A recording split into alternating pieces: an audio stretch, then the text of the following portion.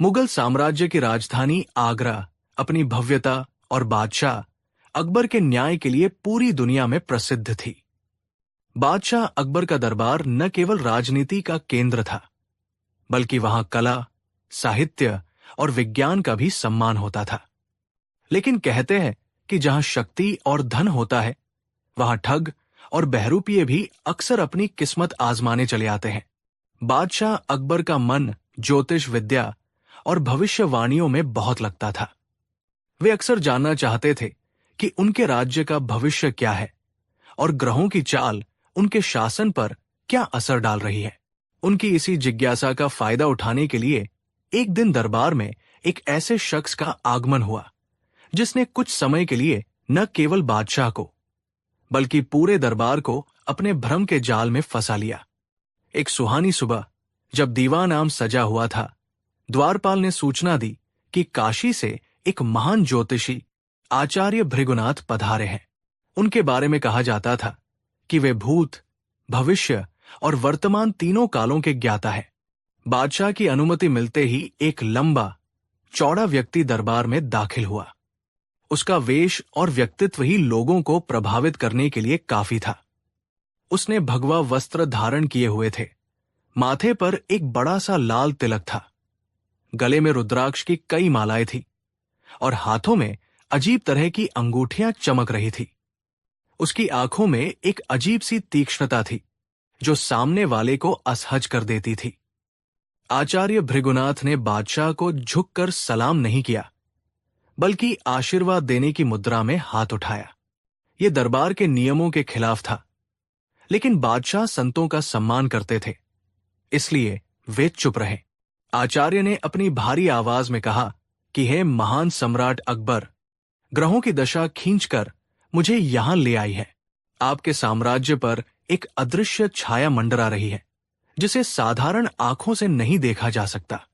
अकबर, जो हमेशा अपने राज्य की सुरक्षा को लेकर चिंतित रहते थे, तुरंत सावधान हो गए। उन्होंने पूछा कि आचार्य, आप किस छाया की बात कर रहे हैं? क्या हमारे राज्य पर कोई संकट आने वाला है? आचार्य ने अपनी आंखों को मूंद लिया, जैसे वे किसी गहरे ध्यान में चले गए हों। कुछ पल बाद उन्होंने आंखें खोली और कहा कि जहांपनाह, शनि और राहु की एक बहुत ही दुर्लभ और खतरनाक युति आपके जम नक्षत्र में बन रही है। ये योग 100 वर्षों में एक बार बनता है। ये योग आपके खजाने, आपके स्वास्थ्य और आपके सबसे वफादार लोगों के लिए घातक सिद्ध हो सकता है। दरबार में सन्नाटा छा गया। नवरत्नों के चेहरों पर चिंता की लकीरें उभर आई। मुल्ला दो प्याजा और अन्य दरबारी डर गए, लेकिन बीरबल अपनी जगह पर शांत बैठे थे। उनकी आंखों में डर नहीं, बल्कि संदेह था। वे आचार्य के हर हाव भाव को गौर से देख रहे थे। बीरबल ने देखा कि आचार्य बात करते समय बार बार बादशाह के चेहरे के भाव पत रहे थे, जैसे कोई चतुर व्यापारी अपने ग्राहक को परखता है। अपनी शक्ति सिद्ध करने के लिए आचार्य ने एक नाटक रचा। उन्होंने भरी सभा में एक दरबारी की ओर इशारा किया, जिसका नाम सादिक था। आचार्य ने कहा कि तुम जो लाल पगड़ी पहने हो, आगे आओ। सादिक डरते डरते आगे आया। आचार्य ने बिना उसका हाथ देखे कहा कि तुम्हारे घर के आंगन में नीम का एक पुराना पेड़ है और उसके नीचे तुमने पिछले हफ्ते ही चांदी के सिक्कों से भरा एक कलश दबाया है। क्या मैं सत्य कह रहा हूं? सादिक के पैरों तले जमीन खिसक गई। ये बात उसके और उसकी पत्नी के सिवा कोई नहीं जानता था। वो कांपते हुए आचार्य के चरणों में गिर पड़ा और बोला कि महाराज, आप तो अंतर्यामी हैं। ये बात बिल्कुल सच है। इस चमत्कार को देखकर बादशाह अकबर का विश्वास पक्का हो गया। जब कोई व्यक्ति किसी की गुप्त बात बता दे तो उस पर अविश्वास करना मुश्किल हो जाता है।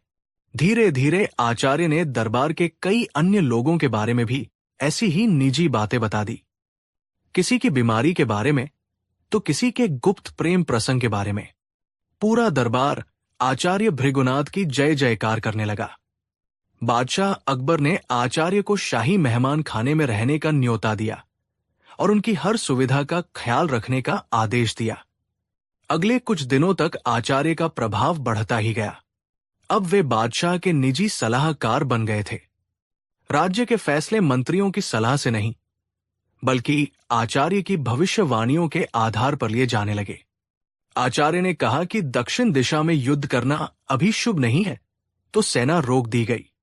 उन्होंने कहा कि शाही खजाने का मुंह उत्तर की ओर होना चाहिए, तो तिजोरियां बदलवा दी गई। लेकिन सबसे बड़ी समस्या तब आई जब आचार्य ने अपने असली इरादे जाहिर करना शुरू किए। एक दिन एकांत में आचार्य ने बादशाह से कहा कि जहांपनाह, वो संकट जिसका मैंने जिक्र किया था अब बहुत करीब आ गया है। ग्रहों को शांत करने के लिए हमें एक महायज्ञ करना होगा। इस यज्ञ में आहुति के लिए बहुत ही दुर्लभ सामग्री चाहिए और साथ ही शुद्ध सोने की 5000 मुद्राएं भी, जिन्हें बाद में गंगा में प्रवाहित करना होगा। तभी ये काली छाया आपके परिवार के ऊपर से हट पाएगी। अकबर अपने परिवार और राज्य के लिए कुछ भी करने को तैयार थे। उन्होंने तुरंत खजांची को आदेश देने का मन बना लिया। ये खबर बीरबल तक भी पहुंची। बीरबल समझ गए कि अब पानी सिर से ऊपर जा रहा है। ये ज्योतिषी केवल अंधविश्वास नहीं फैला रहा, बल्कि शाही खजाने को लूटने की एक बड़ी साजिश रच रहा है। लेकिन बीरबल ये भी जानते थे कि इस समय बादशाह पूरी तरह आचार्य के प्रभाव में है। बिना किसी ठोस सबूत के आचार्य पर उंगली उठाना आग में हाथ डालने जैसा होगा। सादिक वाली घटना ने बीरबल को भी सोचने पर मजबूर कर दिया था कि आखिर आचार्य को लोगों की गुप्त बातें कैसे पता चलती है। बीरबल ने अपनी जासूसी विद्या का इस्तेमाल करने का फैसला किया। उस रात बीरबल ने भेष बदला और शाही मेहमान खाने के आसपास पहरा देने लगे। उन्होंने देखा कि आचार्य के कक्ष में देर रात तक हलचल रहती है। बीरबल ने वहां काम करने वाले सेवकों पर नजर रखनी शुरू की। उन्होंने ध्यान दिया कि एक विशेष सेवक, जिसका नाम रामू था, वो दरबारियों के घरों में बहुत आता जाता है और वही सेवक आचार्य के लिए भोजन और अन्य सामग्री लेकर जाता है। बीरबल ने रामू को पकड़ने की योजना बनाई। अगले दिन बीरबल ने अपने एक विश्वास पात्र आदमी के जरिए रामू को बुलवाया और उसे थोड़ा डराया धमकाया। पहले तो रामू मुकर गया, लेकिन जब बीरबल ने उसे जेल भेजने की धमकी दी तो वो टूट गया। रामू ने रोते हुए सच उगल दिया। उसने बताया कि हुजूर, मुझे माफ कर दें। ये आचार्य कोई ज्ञानी नहीं है, बल्कि एक बहुत बड़ा बहरूपिया है। हम जैसे कई नौकर पूरे शहर में फैले हुए हैं। हम लोग दरबारियों के घरों में काम करते हैं और उनकी निजी बातें सुनकर आचार्य तक पहुंचाते हैं। सादिक मियां के घर में भी मेरा भाई काम करता है। उसी ने नीम के पेड़ और सिक्कों वाली बात सुनी थी और आचार्य को बता दी थी। इसी सूचना के आधार पर आचार्य सबको चमत्कार दिखाते हैं। सच्चाई जानकर बीरबल के चेहरे पर मुस्कान आ गई। गुत्थी सुलझ चुकी थी, लेकिन अब चुनौती ये थी कि इस सच को बादशाह के सामने कैसे लाया जाए। अगर वे सीधे जाकर कहेंगे तो आचार्य मुकर जाएंगे और बादशाह शायद बीरबल की बात न माने। बीरबल को एक ऐसी चाल चलनी थी जिससे आचार्य अपनी ही जाल में फंस जाएं और उनका झूठ सबके सामने नंगा हो जाए। अगले दिन दरबार लगा। बादशाह अकबर ने घोषणा की कि कल से महायज्ञ शुरू होगा और 5000 स्वर्ण मुद्राएं आचार्य को सौंपी जाएंगी। आचार्य भृगुनाथ के चेहरे पर विजय की मुस्कान थी। उन्हें लगा कि उनकी लॉटरी लग गई है। तभी बीरबल अपनी जगह से उठे और बोले कि जहांपनाह, गुस्ताखी माफ हो। मैं आचार्य जी की विद्या से बहुत प्रभावित हूं। हमारे राज्य का सौभाग्य है कि इतना बड़ा ज्ञानी हमारे बीच है। लेकिन मेरे मन में एक छोटी सी शंका है। आचार्य ने बीरबल की ओर घृणा से देखा, क्योंकि वे जानते थे कि बीरबल ही उनके रास्ते का एकमात्र कांटा है। आचार्य ने कड़क आवाज में पूछा कि बीरबल, ग्रहों की चाल में शंका की कोई जगह नहीं होती। पूछो, क्या पूछना चाहते हो? बीरबल ने बहुत ही विनम्रता से कहा कि आचार्य जी, आप तो त्रिकालदर्शी हैं। आप दूसरों का भविष्य तो शीशे की तरह साफ देख लेते हैं। मैं बस ये जानना चाहता हूं कि क्या आप अपना भविष्य भी उतना ही साफ देख पाते हैं? क्या आपको पता है कि आपके जीवन में आगे क्या होने वाला है? आचार्य ने अहंकार में भरकर कहा कि अवश्य बीरबल। एक सच्चा ज्योतिषी अपने जीवन का पल पल जानता है।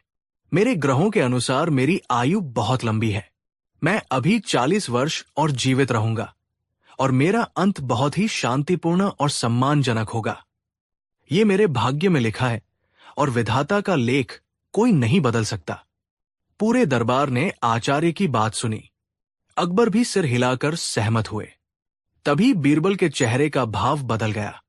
उनकी विनम्रता गायब हो गई और आंखों में एक कठोर चमक आ गई। बीरबल ने अपनी कमर से बंधी तलवार की म्यान पर हाथ रखा और धीरे धीरे बादशाह के सिंहासन के पास जाकर खड़े हो गए। फिर उन्होंने आचार्य की ओर एक कदम बढ़ाया। बीरबल ने कड़कती आवाज में पूछा कि आचार्य जी, एक बार फिर सोच लीजिए, क्या आप वाकई 40 साल और जिएंगे? क्या आपके ग्रहों में कोई दुर्घटना, कोई चोट या अकाल मृत्यु का योग तो नहीं है? आचार्य थोड़ा घबराए, लेकिन अपने झूठ पर कायम रहे। उन्होंने कहा कि बीरबल, मैंने गणना कर ली है। मेरी मृत्यु आज से ठीक 40 साल बाद पूर्णिमा की रात को होगी। इसमें रत्ती भर भी संदेह नहीं है। तुम मेरे ज्ञान की परीक्षा लेना बंद करो।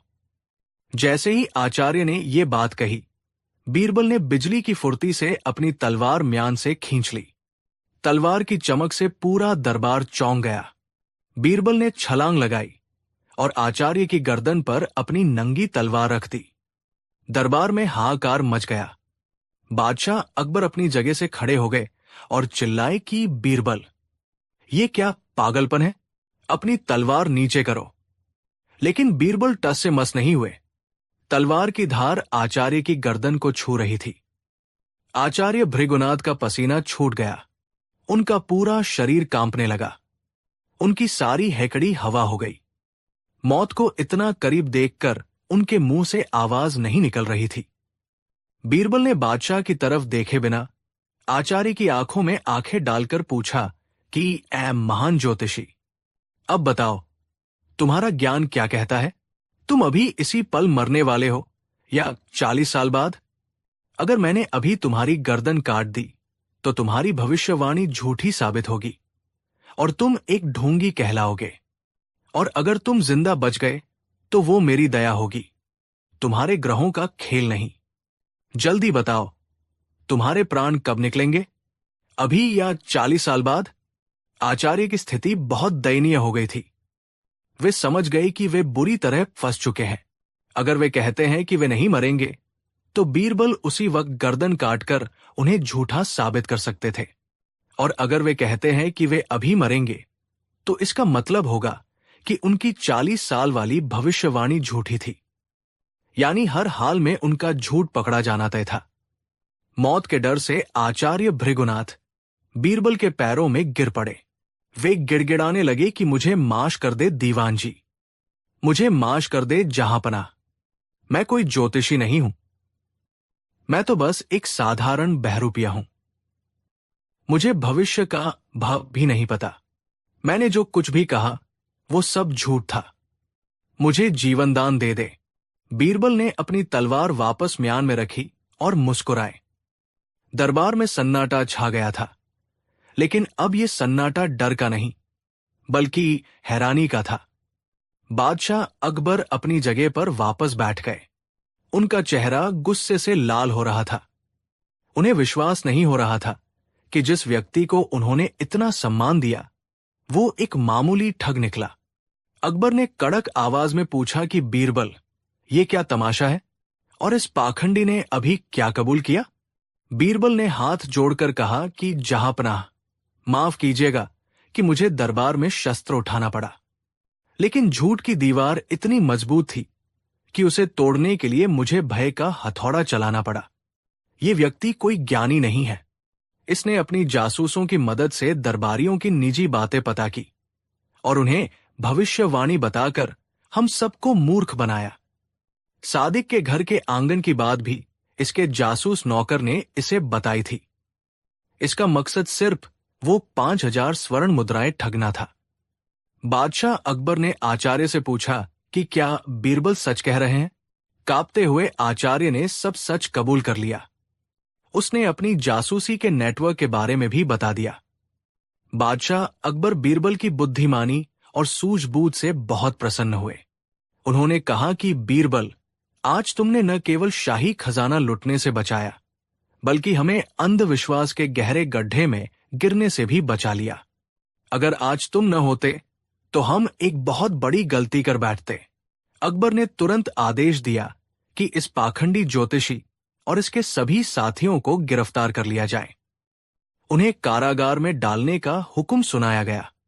आचार्य भृगुनाथ, जो कुछ देर पहले तक सोने की बारिश के सपने देख रहे थे, अब लोहे की जंजीरों में जकड़े जा चुके थे। लेकिन कहानी यहां खत्म नहीं हुई। बादशाह अकबर के मन में अभी भी एक सवाल था। उन्होंने बीरबल को अपने पास बुलाया और पूछा कि बीरबल, तुमने तलवार तो उठा ली, लेकिन अगर वो अपनी बात पर अड़ा रहता और कहता कि मैं नहीं मरूंगा, तो क्या तुम सच में उसकी गर्दन काट देते? क्या तुम दरबार में हत्या कर देते? बीरबल ने मंद मंद मुस्कुराते हुए जवाब दिया कि नहीं जहांपना, मैं कोई हत्यारा नहीं हूं। मैं जानता था कि झूठ के पाव नहीं होते। जो व्यक्ति झूठ के सहारे जी रहा है, उसे अपनी जान सबसे ज्यादा प्यारी होती है। एक सच्चा ज्ञानी मृत्यु से नहीं डरता, लेकिन एक ठग हमेशा डरता है। मुझे पूरा यकीन था कि जैसे ही मौत सामने दिखेगी, उसका मुखौटा उतर जाएगा। ये तो बस एक मनोवैज्ञानिक खेल था। मैंने उसके ग्रहों की नहीं, बल्कि उसके डर की परीक्षा ली थी। अकबर खिलखिलाकर हंस पड़े और बोले कि मान गए बीरबल, तुम्हारी बुद्धि का कोई जवाब नहीं। तुम सच में हमारे नवरत्नों में सबसे अनमोल हो। इस घटना के बाद बादशाह अकबर ने दरबार में ये नियम बना दिया कि भविष्य में किसी भी चमत्कार या भविष्यवाणी पर आंख मूंद कर विश्वास नहीं किया जाएगा। बीरबल ने एक बार फिर साबित कर दिया कि तर्क और बुद्धिमत्ता के सामने बड़े से बड़ा पाखंड भी नहीं टिक सकता।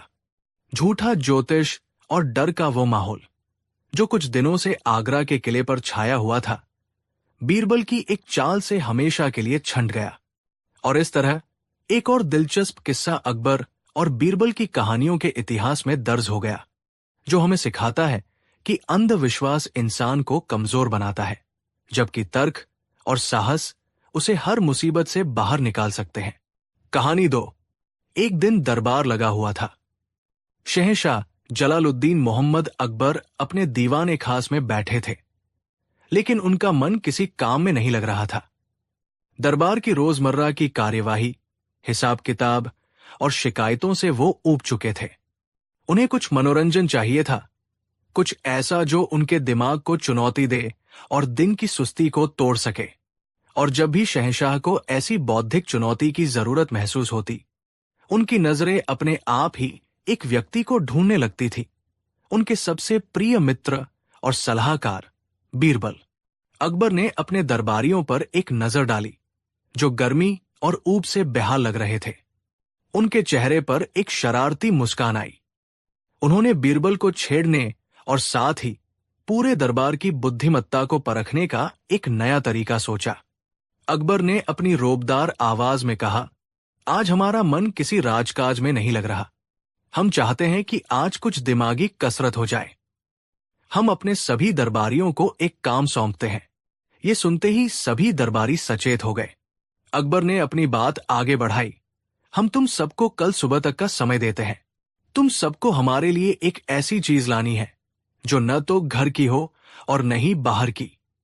जो कोई भी हमारी ये शर्त पूरी करेगा, उसे हम 1000 सोने की अशर्फियों का इनाम देंगे। ये अजीबोगरीब शर्त सुनकर पूरा दरबार सन्नाटे में आ गया। ये कैसी पहेली थी? दुनिया में हर चीज या तो घर के अंदर होती है या घर के बाहर। ऐसी कौन सी चीज हो सकती है जो इन दोनों श्रेणियों में ना आती हो? दरबारियों के चेहरों पर उलझन और परेशानी साफ झलक रही थी।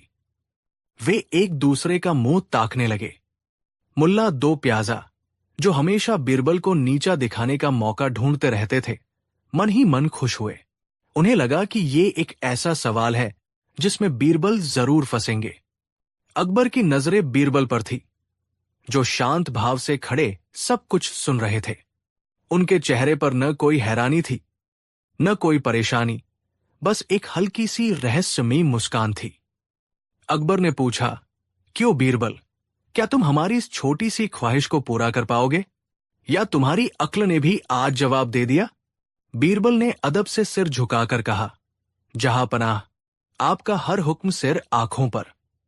मैं कल सुबह आपकी सेवा में वह चीज जरूर पेश करूंगा जो न घर की होगी न बाहर की। बीरबल का आत्मविश्वास देखकर अकबर की उत्सुकता और बढ़ गई। दरबार बर्खास्त हुआ और सभी दरबारी इसी उधेड़बुन में अपने अपने घरों को लौट गए कि आखिर ऐसी कौन सी चीज हो सकती है। उस शाम आगरा के हर अमीर और दरबारी के घर में खलबली मची हुई थी। कोई अपने बगीचे की मिट्टी देख रहा था, ये सोचकर कि ये न घर की है न बाहर की, तो कोई आसमान की ओर इशारा कर रहा था। किसी ने पानी को सोचा तो किसी ने हवा को, लेकिन हर चीज किसी न किसी तर्क से या तो घर की साबित हो जाती थी या बाहर की।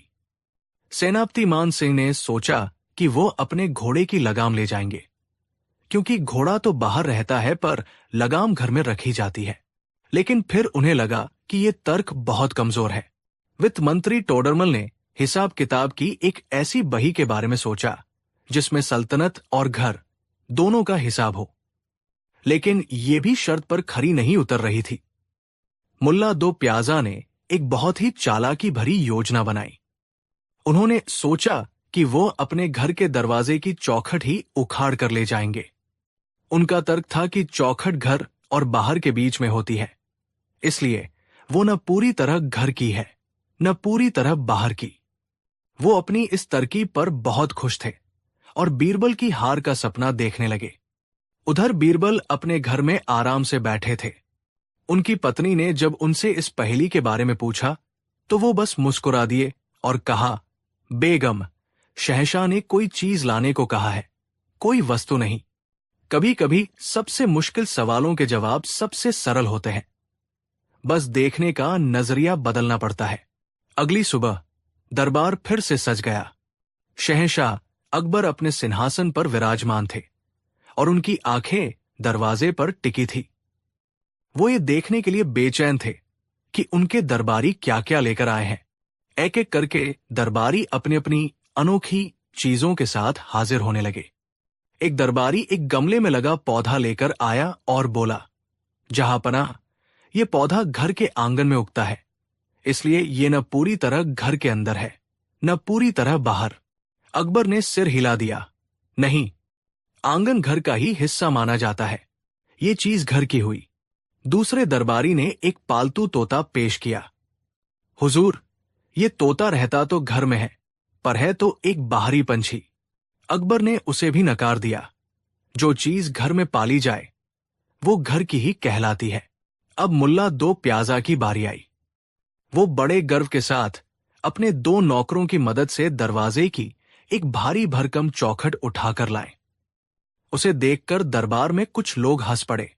मुल्ला ने कहा, आलम पनाह, देखिए, ये है वो चीज जो न घर की है न बाहर की। ये चौखट घर और बाहर को जोड़ती भी है और अलग भी करती है। ये ठीक बीच में होती है।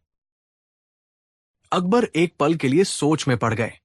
मुल्ला का तर्क कुछ हद तक सही लग रहा था, लेकिन फिर उन्होंने कहा, मुल्ला जी, तुम्हारी सोच अच्छी है, पर चौखट घर की दीवार का ही एक हिस्सा है और दीवार घर की होती है, इसलिए ये चीज भी घर की ही मानी जाएगी।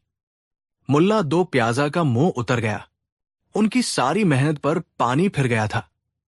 एक एक करके सभी दरबारियों ने अपनी हार मान ली। अब सबकी नजरें बीरबल पर थी, जो अभी तक खाली हाथ खड़े थे। अकबर ने पूछा, बीरबल, लगता है आज तुम भी खाली हाथ आए हो। कहाँ है वो चीज जो न घर की है न बाहर की?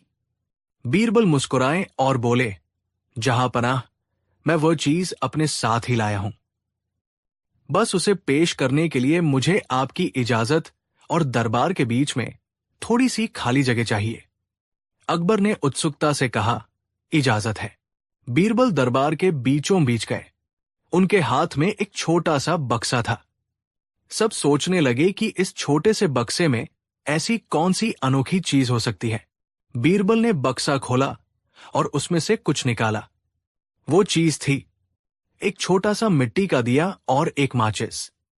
ये देखकर सब हैरान रह गए। दिया? ये भला कौन सी अनोखी चीज हुई? लेकिन बीरबल का असली काम तो अब शुरू होना था। उन्होंने दरबार के बीचों बीच एक छोटा सा गड्ढा खोदना शुरू कर दिया। सभी दरबारी और शहंशाह अकबर हैरानी से देख रहे थे कि बीरबल ये क्या कर रहे हैं। जब लगभग 1 हाथ गहरा गड्ढा खुद गया तो बीरबल ने वह दिया उस गड्ढे के अंदर रख दिया और उसे जला दिया। दिए की छोटी सी लौ उस गड्ढे में टिमटिमाने लगी। फिर बीरबल ने पास में रखी एक बड़ी सी टोकरी उठाई और उस गड्ढे को ऊपर से ढक दिया, जिससे दिया और उसकी रोशनी बाहर से दिखाई न दे। अब बीरबल सीधे खड़े हुए। उन्होंने शहंशाह को सलाम किया और बोले, जहांपनाह, मैंने आपकी शर्त पूरी कर दी है। इस टोकरी के नीचे वो चीज मौजूद है जो न घर की है न बाहर की। पूरा दरबार उलझन में था। अकबर खुद कुछ समझ नहीं पा रहे थे। उन्होंने पूछा, बीरबल, साफ साफ बताओ, ये क्या मजाक है? इस टोकरी के नीचे ऐसा क्या है? बीरबल ने बड़ी विनम्रता से समझाना शुरू किया, जहांपनाह, इस टोकरी के नीचे एक जलता हुआ दिया है। दिए से निकलती रोशनी ही वह चीज है जो मैंने आपके लिए पेश की है। रोशनी? अकबर ने हैरानी से पूछा, वो कैसे?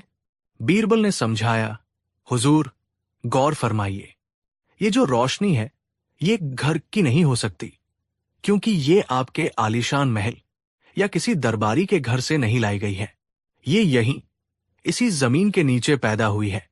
और ये बाहर की भी नहीं हो सकती, क्योंकि बाहर तो सूरज की तेज रोशनी फैली हुई है। ये रोशनी उस बाहरी दुनिया से नहीं आई है।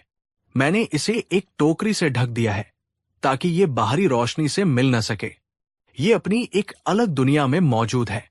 बीरबल ने अपनी बात को और गहरा अर्थ देते हुए कहा, जहांपनाह, ये रोशनी इस जमीन के गर्भ में है। ये न तो इस दुनिया के अंदर है न इस दुनिया के बाहर। ये एक ऐसी अवस्था में है जो इन दोनों परिभाषाओं से परे है। ये ठीक वैसी ही है जैसी आपकी पहली थी, न घर की न बाहर की। बीरबल का ये अद्भुत और दार्शनिक तर्क सुनकर पूरा दरबार सन्न रह गया। शहंशाह अकबर अपनी कुर्सी से उठ खड़े हुए। उनकी आंखों में आश्चर्य और प्रशंसा के भाव थे। उन्होंने सोचा था कि कोई वस्तु लाई जाएगी, लेकिन बीरबल ने तो एक अवधारणा, एक विचार को ही साकार कर दिया था। अकबर ने कहा, वाह बीरबल, वाह, मान गए तुम्हारी सोच को। हम सब चीजों और वस्तुओं में उलझे रहे और तुमने एक साधारण से दिए की रोशनी में इतना गहरा रहस्य खोज निकाला। तुम्हारा जवाब न सिर्फ सही है, बल्कि हमारी सोच से कहीं ज्यादा ऊंचा और गहरा है। मुल्ला दो प्याजा और बाकी दरबारी शर्म से सिर झुकाए खड़े थे। उन्हें आज फिर ये एहसास हो गया था कि बीरबल की बुद्धिमत्ता का मुकाबला करना उनके बस की बात नहीं। बीरबल सिर्फ समस्याओं को हल नहीं करते थे, वो उन्हें एक नया दृष्टिकोण, एक नई सोच प्रदान करते थे। शहंशाह अकबर ने अपनी घोषणा के अनुसार बीरबल को 1000 सोने की अशर्फियों से भरी थैली इनाम में दी। लेकिन बीरबल के लिए असली इनाम वो सम्मान था जो उन्हें शहंशाह की आंखों में और दरबारियों के चेहरों पर दिखाई दे रहा था। उस दिन की कहानी हमेशा के लिए इतिहास में दर्ज हो गई। ये कहानी सिर्फ एक पहेली के हल की नहीं है, बल्कि ये इस बात का प्रतीक है कि कभी कभी हमें अपनी समस्याओं के समाधान के लिए अपनी सोच के दायरे से बाहर निकलना पड़ता है। जो चीजें हमें सीधी और सरल दिखती हैं, उन्हीं में अक्सर सबसे गहरे रहस्य छिपे होते हैं। बीरबल ने एक बार फिर साबित कर दिया था कि सच्ची बुद्धिमत्ता चीजों को इकट्ठा करने में नहीं, बल्कि उनके पीछे छिपे अर्थ को समझने में है। कहानी 3। मुगल साम्राज्य की राजधानी आगरा। बादशाह अकबर का दरबार अपनी शानो शौकत के लिए पूरी दुनिया में मशहूर था। इस दरबार में नवरत्नों की चमक थी, लेकिन इन नवरत्नों में 2 सितारे ऐसे थे जिनके बीच हमेशा एक खामोश जंग चलती रहती थी। एक थे बादशाह के सबसे चहेते बीरबल और दूसरे थे मुल्ला दो प्याजा। मुल्ला दो प्याजा बीरबल की हाजिर जवाबी और बादशाह के करीब होने से बहुत जलते थे। मुल्ला को लगता था कि बीरबल सिर्फ अपनी मीठी बातों से बादशाह को लुभाते हैं, जबकि असली अक्ल तो उनमें है। मुल्ला का बस एक ही सपना था कि किसी तरह बीरबल को दरबार से हमेशा के लिए निकाल दिया जाए और वजीर आजम की जगह हथिया ली जाए। एक दिन दरबार खत्म होने के बाद मुल्ला दो प्याजा अपने कक्ष में टहल रहे थे। उनके माथे पर चिंता की लकीरें थी। मुल्ला ने खुद से कहा कि हर बार मैं बीरबल को फंसाने के लिए जाल बुनता हूं और हर बार वो अपनी चिकनी चुपड़ी बातों से बच निकलता है। इस बार कुछ ऐसा करना होगा कि बीरबल की वापसी का कोई रास्ता ही न बचे। उसे जड़ से उखाड़ना होगा। तभी मुल्ला की नजर खिड़की से बाहर बागीचे में काम कर रहे शाही हजाम पर पड़ी। ये नाई बादशाह अकबर के बहुत करीब था, क्योंकि बादशाह हजामत बनवाते वक्त अक्सर उससे दिल की बातें किया करते थे। मुल्ला के दिमाग में एक शैतानी विचार आया।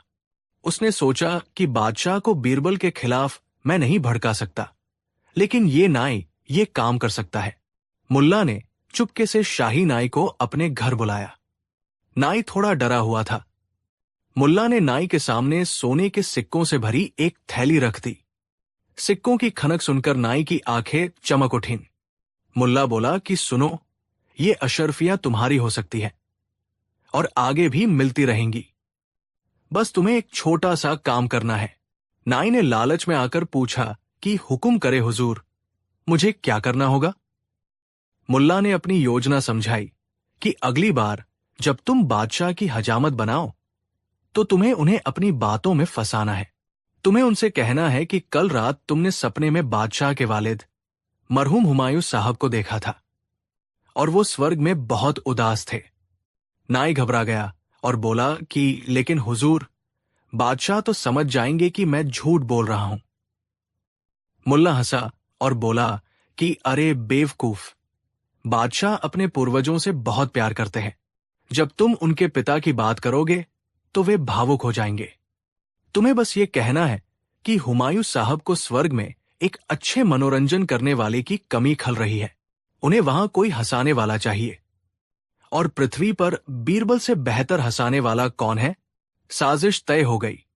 मुल्ला का प्लान बहुत सीधा लेकिन खतरनाक था कि बादशाह के जज्बातों का फायदा उठाकर बीरबल को हमेशा के लिए स्वर्ग भेज दिया जाए, यानी मार दिया जाए।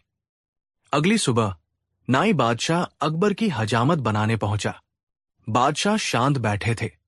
नाई ने अपना उस्तरा तेज किया और धीरे से बोला कि जहांपनाह, गुस्ताखी माफ हो, लेकिन कल रात मुझे एक बहुत ही अजीब और रूहानी सपना आया।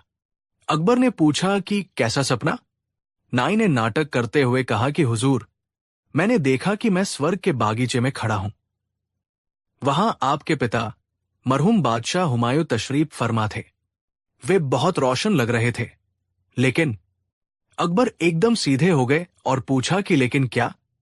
क्या अब्बाजान किसी तकलीफ में थे? नाई ने उदास चेहरा बनाया और कहा कि तकलीफ तो नहीं जहांपना, लेकिन वे बहुत बोर हो रहे थे। उन्होंने मुझसे कहा कि स्वर्ग में सब कुछ है, ऐशो आराम है, पर कोई दिल बहलाने वाला नहीं है। कोई ऐसा नहीं है जो अपनी चतुराई और बातों से उनका मन लगा सके। उन्होंने फरमाया है कि आगरा से उनके सबसे प्रिय और चतुर व्यक्ति को उनके पास भेजा जाए। अकबर भावुक हो गए। पिता के प्रति प्रेम में उनकी आंखों में आंसू आ गए। उन्होंने सोचा कि अब्बाजान वहां अकेले हैं, मुझे उनकी इच्छा पूरी करनी ही होगी। अकबर ने नाई से पूछा कि मेरे राज्य में सबसे चतुर और हाजिर जवाब तो सिर्फ एक ही शख्स है। नाई ने तुरंत कहा कि जी हुजूर, बीरबल। अगर आप बीरबल को स्वर्ग भेज दें तो आपके पिता की रूह को बहुत सुकून मिलेगा। अकबर ने बिना सोचे समझे ये तय कर लिया कि बीरबल को स्वर्ग भेजा जाएगा। उसी दोपहर दरबार में बीरबल को तलब किया गया।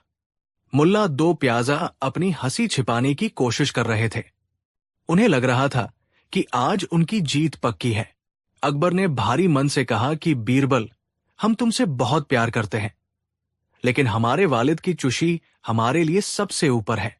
उन्होंने स्वर्ग से पैगाम भेजा है कि उन्हें वहां तुम्हारी जरूरत है। बीरबल को माजरा समझते देर नहीं लगी। उन्होंने कनखियों से मुल्ला दो प्याजा और नाई को एक दूसरे को देख मुस्कुराते हुए देख लिया था। बीरबल समझ गए कि ये स्वर्ग की यात्रा असल में उनकी मौत की यात्रा है।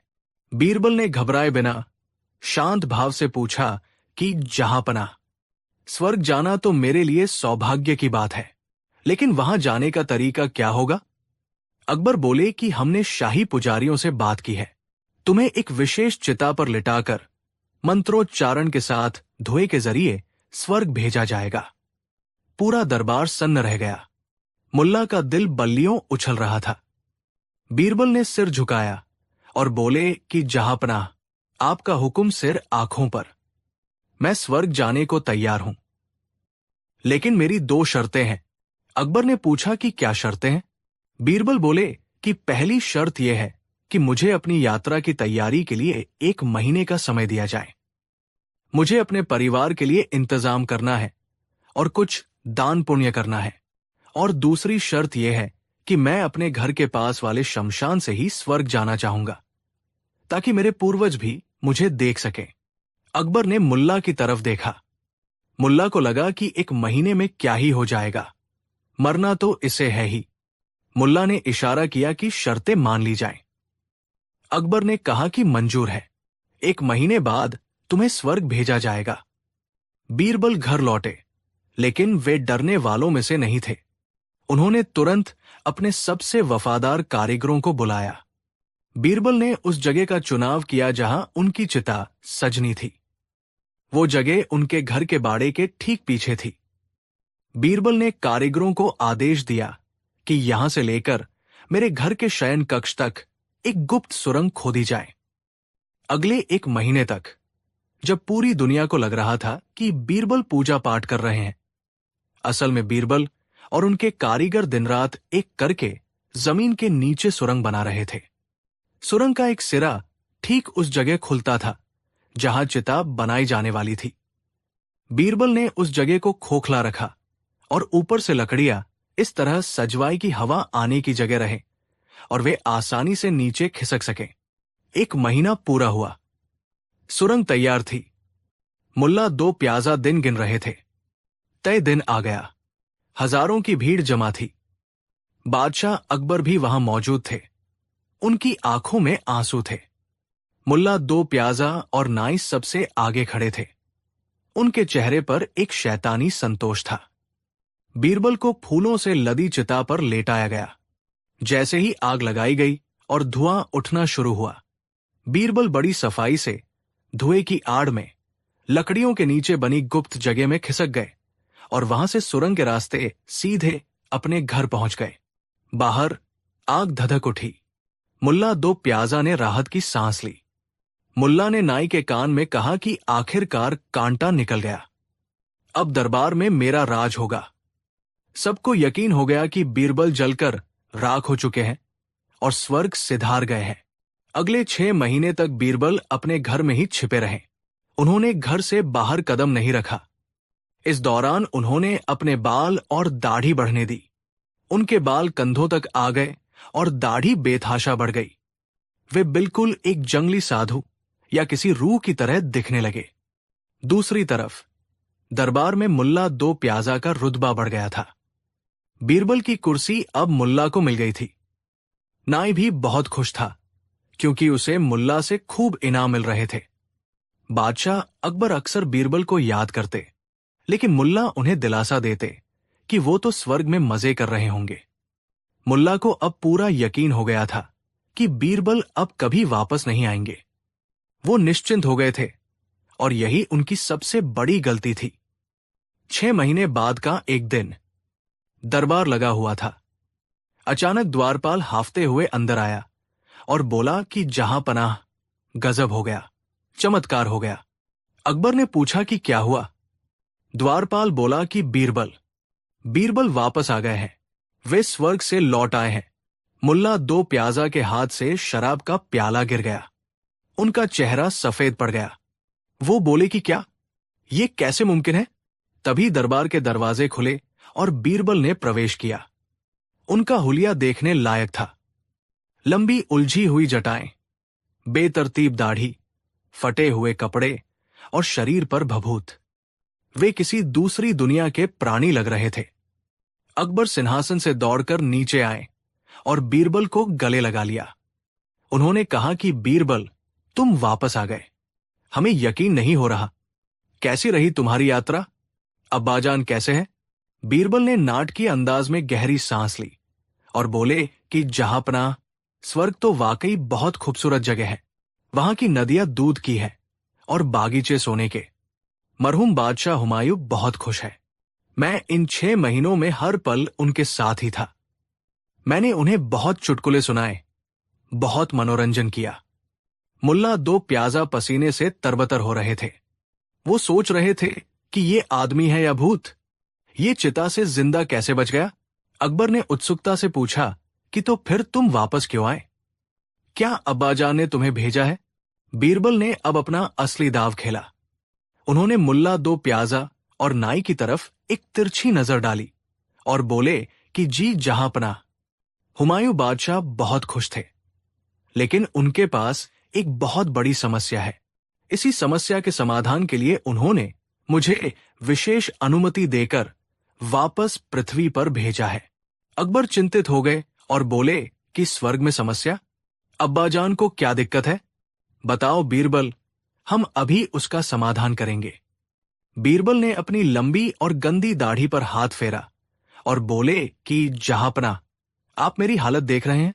मेरी दाढ़ी कितनी बढ़ गई है, मेरे बाल कितने उलझ गए हैं।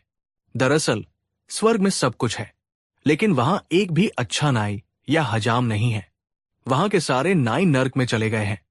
पूरे दरबार में सन्नाटा छा गया। नाई के पैरों तले जमीन खिसक गई। बीरबल ने अपनी बात जारी रखी कि हुमायूं बादशाह की दाढ़ी भी बहुत बढ़ गई है और वे बहुत परेशान हैं। वे वहां के फरिश्तों के सामने शर्मिंदा महसूस करते हैं। इसलिए उन्होंने मुझे तुरंत नीचे भेजा और हुक्म दिया है कि आगरा के सबसे अच्छे नाई को फौरन स्वर्ग भेजा जाए। बीरबल यही नहीं रुके। उन्होंने मुल्ला की तरफ इशारा करते हुए कहा कि और जहांपनाह, बादशाह सलामत ने यह भी कहा कि स्वर्ग में मनोरंजन तो हो गया, लेकिन अब उन्हें अपने कामकाज और फैसलों में मदद के लिए एक ऐसे वजीर की जरूरत है जो दो प्याजा जैसा अक्लमंद हो। बीरबल के चुटकुलों से उनका मन भर गया है। अब उन्हें मुल्ला जी की बुद्धिमानी वहां चाहिए। अकबर बीरबल की बातों को सच मान बैठे, ठीक वैसे ही जैसे उन्होंने नाई के सपने को सच माना था। अकबर तुरंत मुड़े और नाई की तरफ देखा और कहा कि तुम्हारे पास तो बड़ा सौभाग्य है। तुमने अब्बाजान का सपना देखा था, अब तुम खुद उनकी सेवा में जाओगे।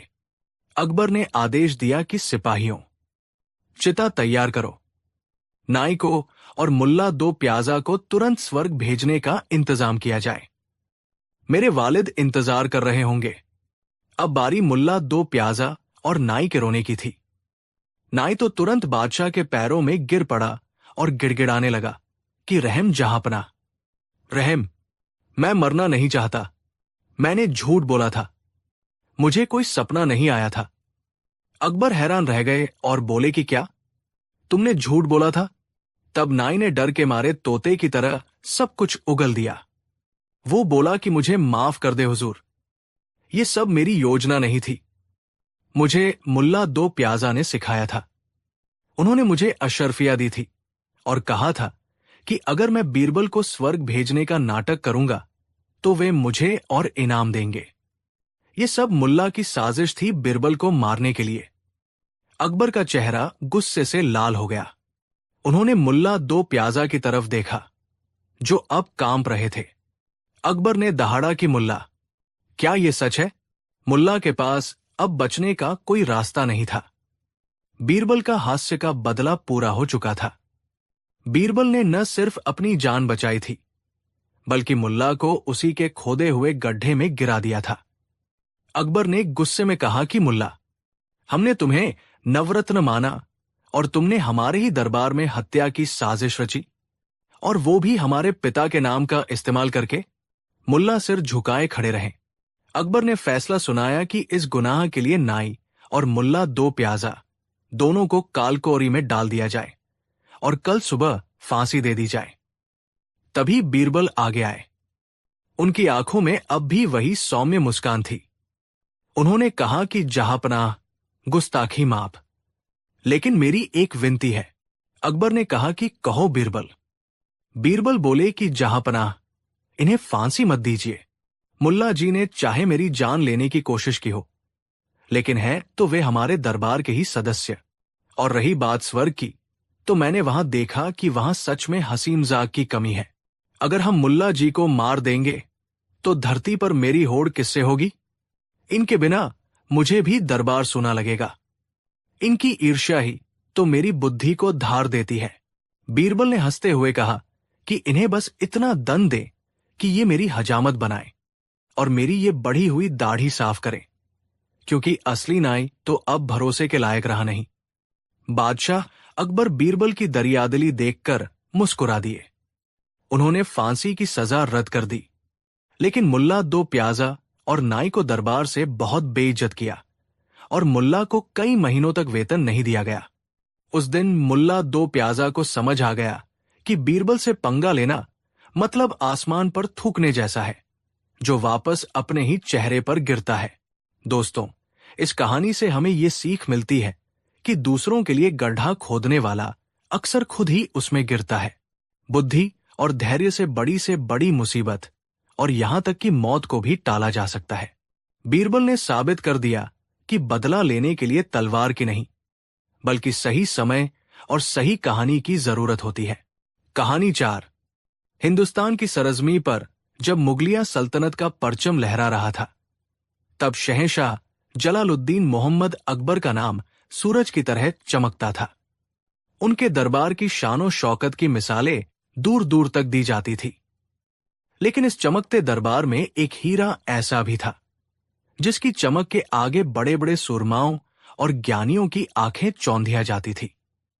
वो हीरा थे बीरबल।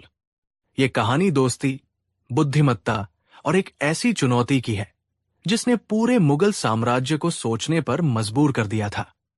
ये कहानी है एक विशालकाय हाथी और बीरबल की अनोखी सूझबूझ की। सुबह का वक्त था। यमुना के किनारे से आती ठंडी हवाएं आगरा के किले की दीवारों को छूकर दरबार में एक ताजगी भर रही थी। शहंशाह अकबर आज बेहद प्रसन्न मुद्रा में थे। उनका भव्य दरबार लगा था, जहां दरबारी अपनी अपनी जगहों पर बैठे थे और बीच में शहंशाह अकबर अपने सिंहासन पर विराजमान थे।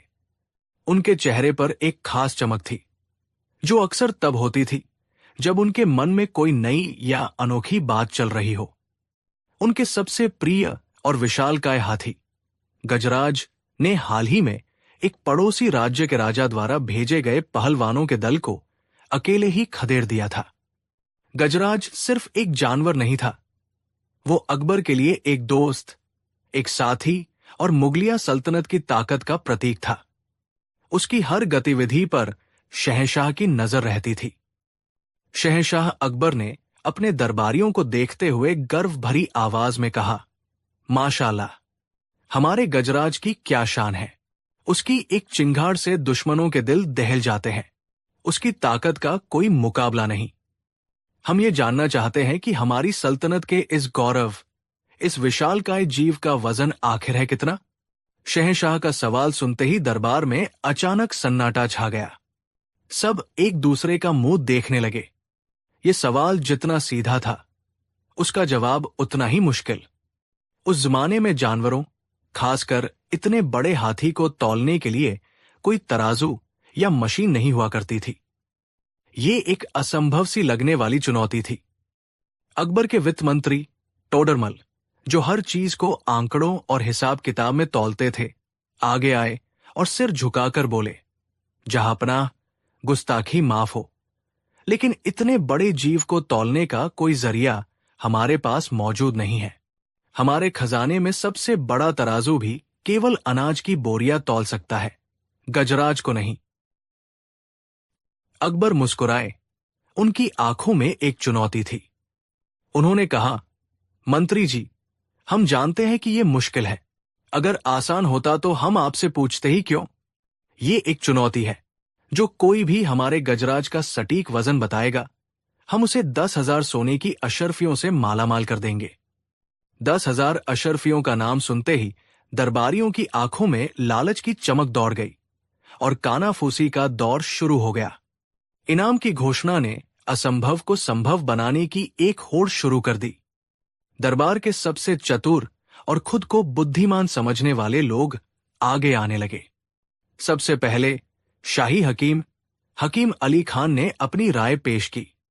आलम पनाह, मैं यूनानी चिकित्सा और विज्ञान का ज्ञाता हूं।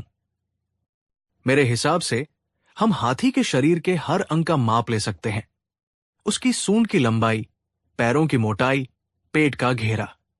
फिर अपनी किताबों में दिए गए सूत्रों के आधार पर हम उसके अनुमानित वजन की गणना कर सकते हैं। अकबर ने जवाब दिया, अनुमानित नहीं हकीम साहब, हमें सटीक वजन चाहिए, एकदम सही। हकीम साहब चुपचाप अपनी जगह पर वापस चले गए। अब बारी थी सेनापति मान सिंह की, जो हर समस्या का हल अपनी बाहुबल से निकालते थे। उन्होंने अपनी मूंछों पर ताव देते हुए कहा, शहंशाह, मेरे पास एक तरकीब है। हम एक बहुत बड़ी और मजबूत धुरी पर एक विशाल लकड़ी का तख्ता रखेंगे, एक बड़े तराजू की तरह। एक तरफ गजराज को चढ़ाएंगे और दूसरी तरफ हम अपने सिपाही चढ़ाते जाएंगे जब तक तख्ता बराबर न हो जाए। फिर हम सिपाहियों का वजन कर लेंगे। दरबार में कुछ लोग इस तरकीब पर वाहवाह करने लगे, लेकिन तभी बीरबल, जो अब तक चुपचाप सब देख रहे थे, हल्के से मुस्कुरा दिए। बीरबल की मुस्कान देखकर अकबर ने पूछा, बीरबल, तुम मुस्कुरा क्यों रहे हो? क्या तुम्हें सेनापति जी की तरकीब में कोई खोट नजर आता है? बीरबल ने अदब से सिर झुकाकर जवाब दिया, नहीं जहांपनाह, तरकीब तो अच्छी है, लेकिन इसमें कुछ व्यावहारिक परेशानियां हैं। पहली बात, इतनी बड़ी और मजबूत लकड़ी का तख्ता और धुरी बनाना लगभग नामुमकिन है जो गजराज का वजन सह सके। दूसरा, अगर बन भी गया तो क्या गजराज उस हिलते डुलते तख्ते पर शांति से खड़ा रहेगा? और तीसरा, सैकड़ों सिपाहियों को एक साथ एक छोटी सी जगह पर खड़ा करना और संतुलन बनाना, यह बहुत खतरनाक हो सकता है। जहांपनाह। बीरबल की बातें सुनकर मान सिंह का चेहरा उतर गया। उनकी तरकीब सुनने में जितनी अच्छी लग रही थी, करने में उतनी ही मुश्किल और खतरनाक थी। अकबर भी बीरबल की बात से सहमत थे। अब दरबार में मायूसी छाने लगी। कई और दरबारियों ने अपनी अपनी ऊटपटांग तरकीबें बताईं। किसी ने कहा कि बड़े बड़े पत्थरों से हाथी को ढककर पत्थरों की गिनती कर ली जाए, तो किसी ने कहा कि हाथी जितनी जगह घेरता है उतनी मिट्टी खोदकर उसे तौल लिया जाए। ये सब बचकानी बातें थी, जिन्हें सुनकर अकबर का मन ऊबने लगा। तभी मुल्ला दो प्याजा, जो बीरबल से जलते थे, एक व्यंग्यात्मक मुस्कान के साथ बोले, शहंशाह, अगर आपके तथाकथित नवरत्न इस छोटी सी समस्या का हल नहीं निकाल पा रहे, तो मैं एक राय दूं। अकबर ने कहा, हां, जरूर कहो मुल्ला। मुल्ला दो प्याजा बोले, जहांपनाह, हाथी को छोटे छोटे टुकड़ों में काट देते हैं, फिर हर टुकड़े को आराम से तौलकर आखिर में जोड़ लेंगे। हो गया न सटीक वजन। ये सुनकर दरबार में गहरा सन्नाटा छा गया और अकबर गुस्से से लाल हो गए। उन्होंने गरज कर कहा, मुल्ला, तुम्हारी ये हिम्मत कैसे हुई? तुम हमारे प्रिय गजराज के बारे में ऐसी वाहियात बात कर रहे हो? जुबान संभाल कर बात करो। अकबर का गुस्सा देखकर मुल्ला डर गए और बोले, माफी जहांपनाह, मैं तो बस एक मजाक कर रहा था। अकबर की आखिरी उम्मीद अब बीरबल पर टिकी थी। वो बीरबल की ओर मुड़े, जो अभी भी शांत और विचारमग्न खड़े थे। बीरबल, पूरा दरबार अपनी हार मान चुका है। क्या तुम्हारे पास भी कोई जवाब नहीं है? क्या तुम्हारी बुद्धिमत्ता ने भी आज जवाब दे दिया? बीरबल शांत भाव से आगे बढ़े और बोले, जहांपनाह, हर ताले के लिए एक चाबी बनी होती है, बस उसे ढूंढने की जरूरत है। मुझे यकीन है कि मैं गजराज का सटीक वजन बता सकता हूं, लेकिन इसके लिए मुझे कुछ चीजों और एक दिन के समय की जरूरत होगी। बीरबल का आत्मविश्वास देखकर अकबर के चेहरे पर फिर से रौनक आ गई। हुक्म करो बीरबल, तुम्हें क्या चाहिए? सल्तनत का पूरा खजाना तुम्हारे लिए हाजिर है। बीरबल ने कहा, नहीं जहांपनाह, मुझे खजाना नहीं चाहिए। मुझे बस एक बड़ी और मजबूत नाव चाहिए। यमुना नदी तक जाने के लिए गजराज और महावत की इजाजत और कुछ मजदूर चाहिए होंगे। बीरबल की मांगे सुनकर सभी दरबारी हैरान थे। नाव, नदी और हाथी का वजन, इन तीनों का आपस में क्या संबंध हो सकता है? मुल्ला दो प्याजा मन ही मन हंस रहे थे। उन्हें लगा कि बीरबल आज बुरी तरह फंसने वाले हैं। अकबर ने कहा, ठीक है बीरबल, तुम्हें ये सब मिलेगा। कल सुबह हम सब यमुना के घाट पर तुम्हारा इंतजार करेंगे। याद रखना, अगर तुम नाकाम हुए तो न सिर्फ इनाम से हाथ धो बैठोगे, बल्कि पूरे दरबार में तुम्हारी जगहसाई भी होगी। बीरबल ने मुस्कुराकर जवाब दिया, जो हुक्म जहांपनाह। अगली सुबह यमुना का घाट एक मेले जैसा लग रहा था। घाट लोगों से खचाखच भरा था। एक तरफ शहंशाह अकबर और उनके खास दरबारी बैठे थे और दूसरी तरफ आम जनता का हुजूम था। सब ये देखने आए थे कि बीरबल कैसे हाथी को तौलेंगे। बीरबल के कहे अनुसार एक बड़ी नाव नदी में खड़ी थी। गजराज अपने महावत के साथ शांत भाव से घाट पर खड़ा था, मानो उसे भी पता हो कि आज वो इतिहास का हिस्सा बनने वाला है। बीरबल ने सबसे पहले महावत को इशारा किया। महावत ने गजराज को धीरे धीरे नाव पर चढ़ने का आदेश दिया। ये एक मुश्किल काम था। गजराज के वजन से नाव पानी में काफी नीचे धंस गई और हिलने लगी, लेकिन कुशल महावत और शांत गजराज ने इस काम को सफलतापूर्वक कर दिखाया। सभी लोग सांस रोके ये दृश्य देख रहे थे। जैसे ही गजराज नाव पर स्थिर हुआ, नाव पानी में एक निश्चित स्तर तक डूब गई। अब बीरबल ने एक छोटा लाल रंग का कपड़ा लिया और खुद पानी में उतरे। उन्होंने बड़ी सावधानी से उस जगह पर निशान लगाया जहां तक नाव पानी में डूबी हुई थी। उन्होंने नाव के चारों ओर पानी के स्तर पर एक लाल रेखा खींच दी।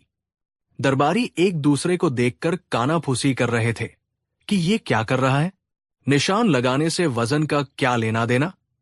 निशान लगाने के बाद बीरबल ने महावत से कहा, अब गजराज को बहुत सावधानी से नाव से बाहर उतार लो।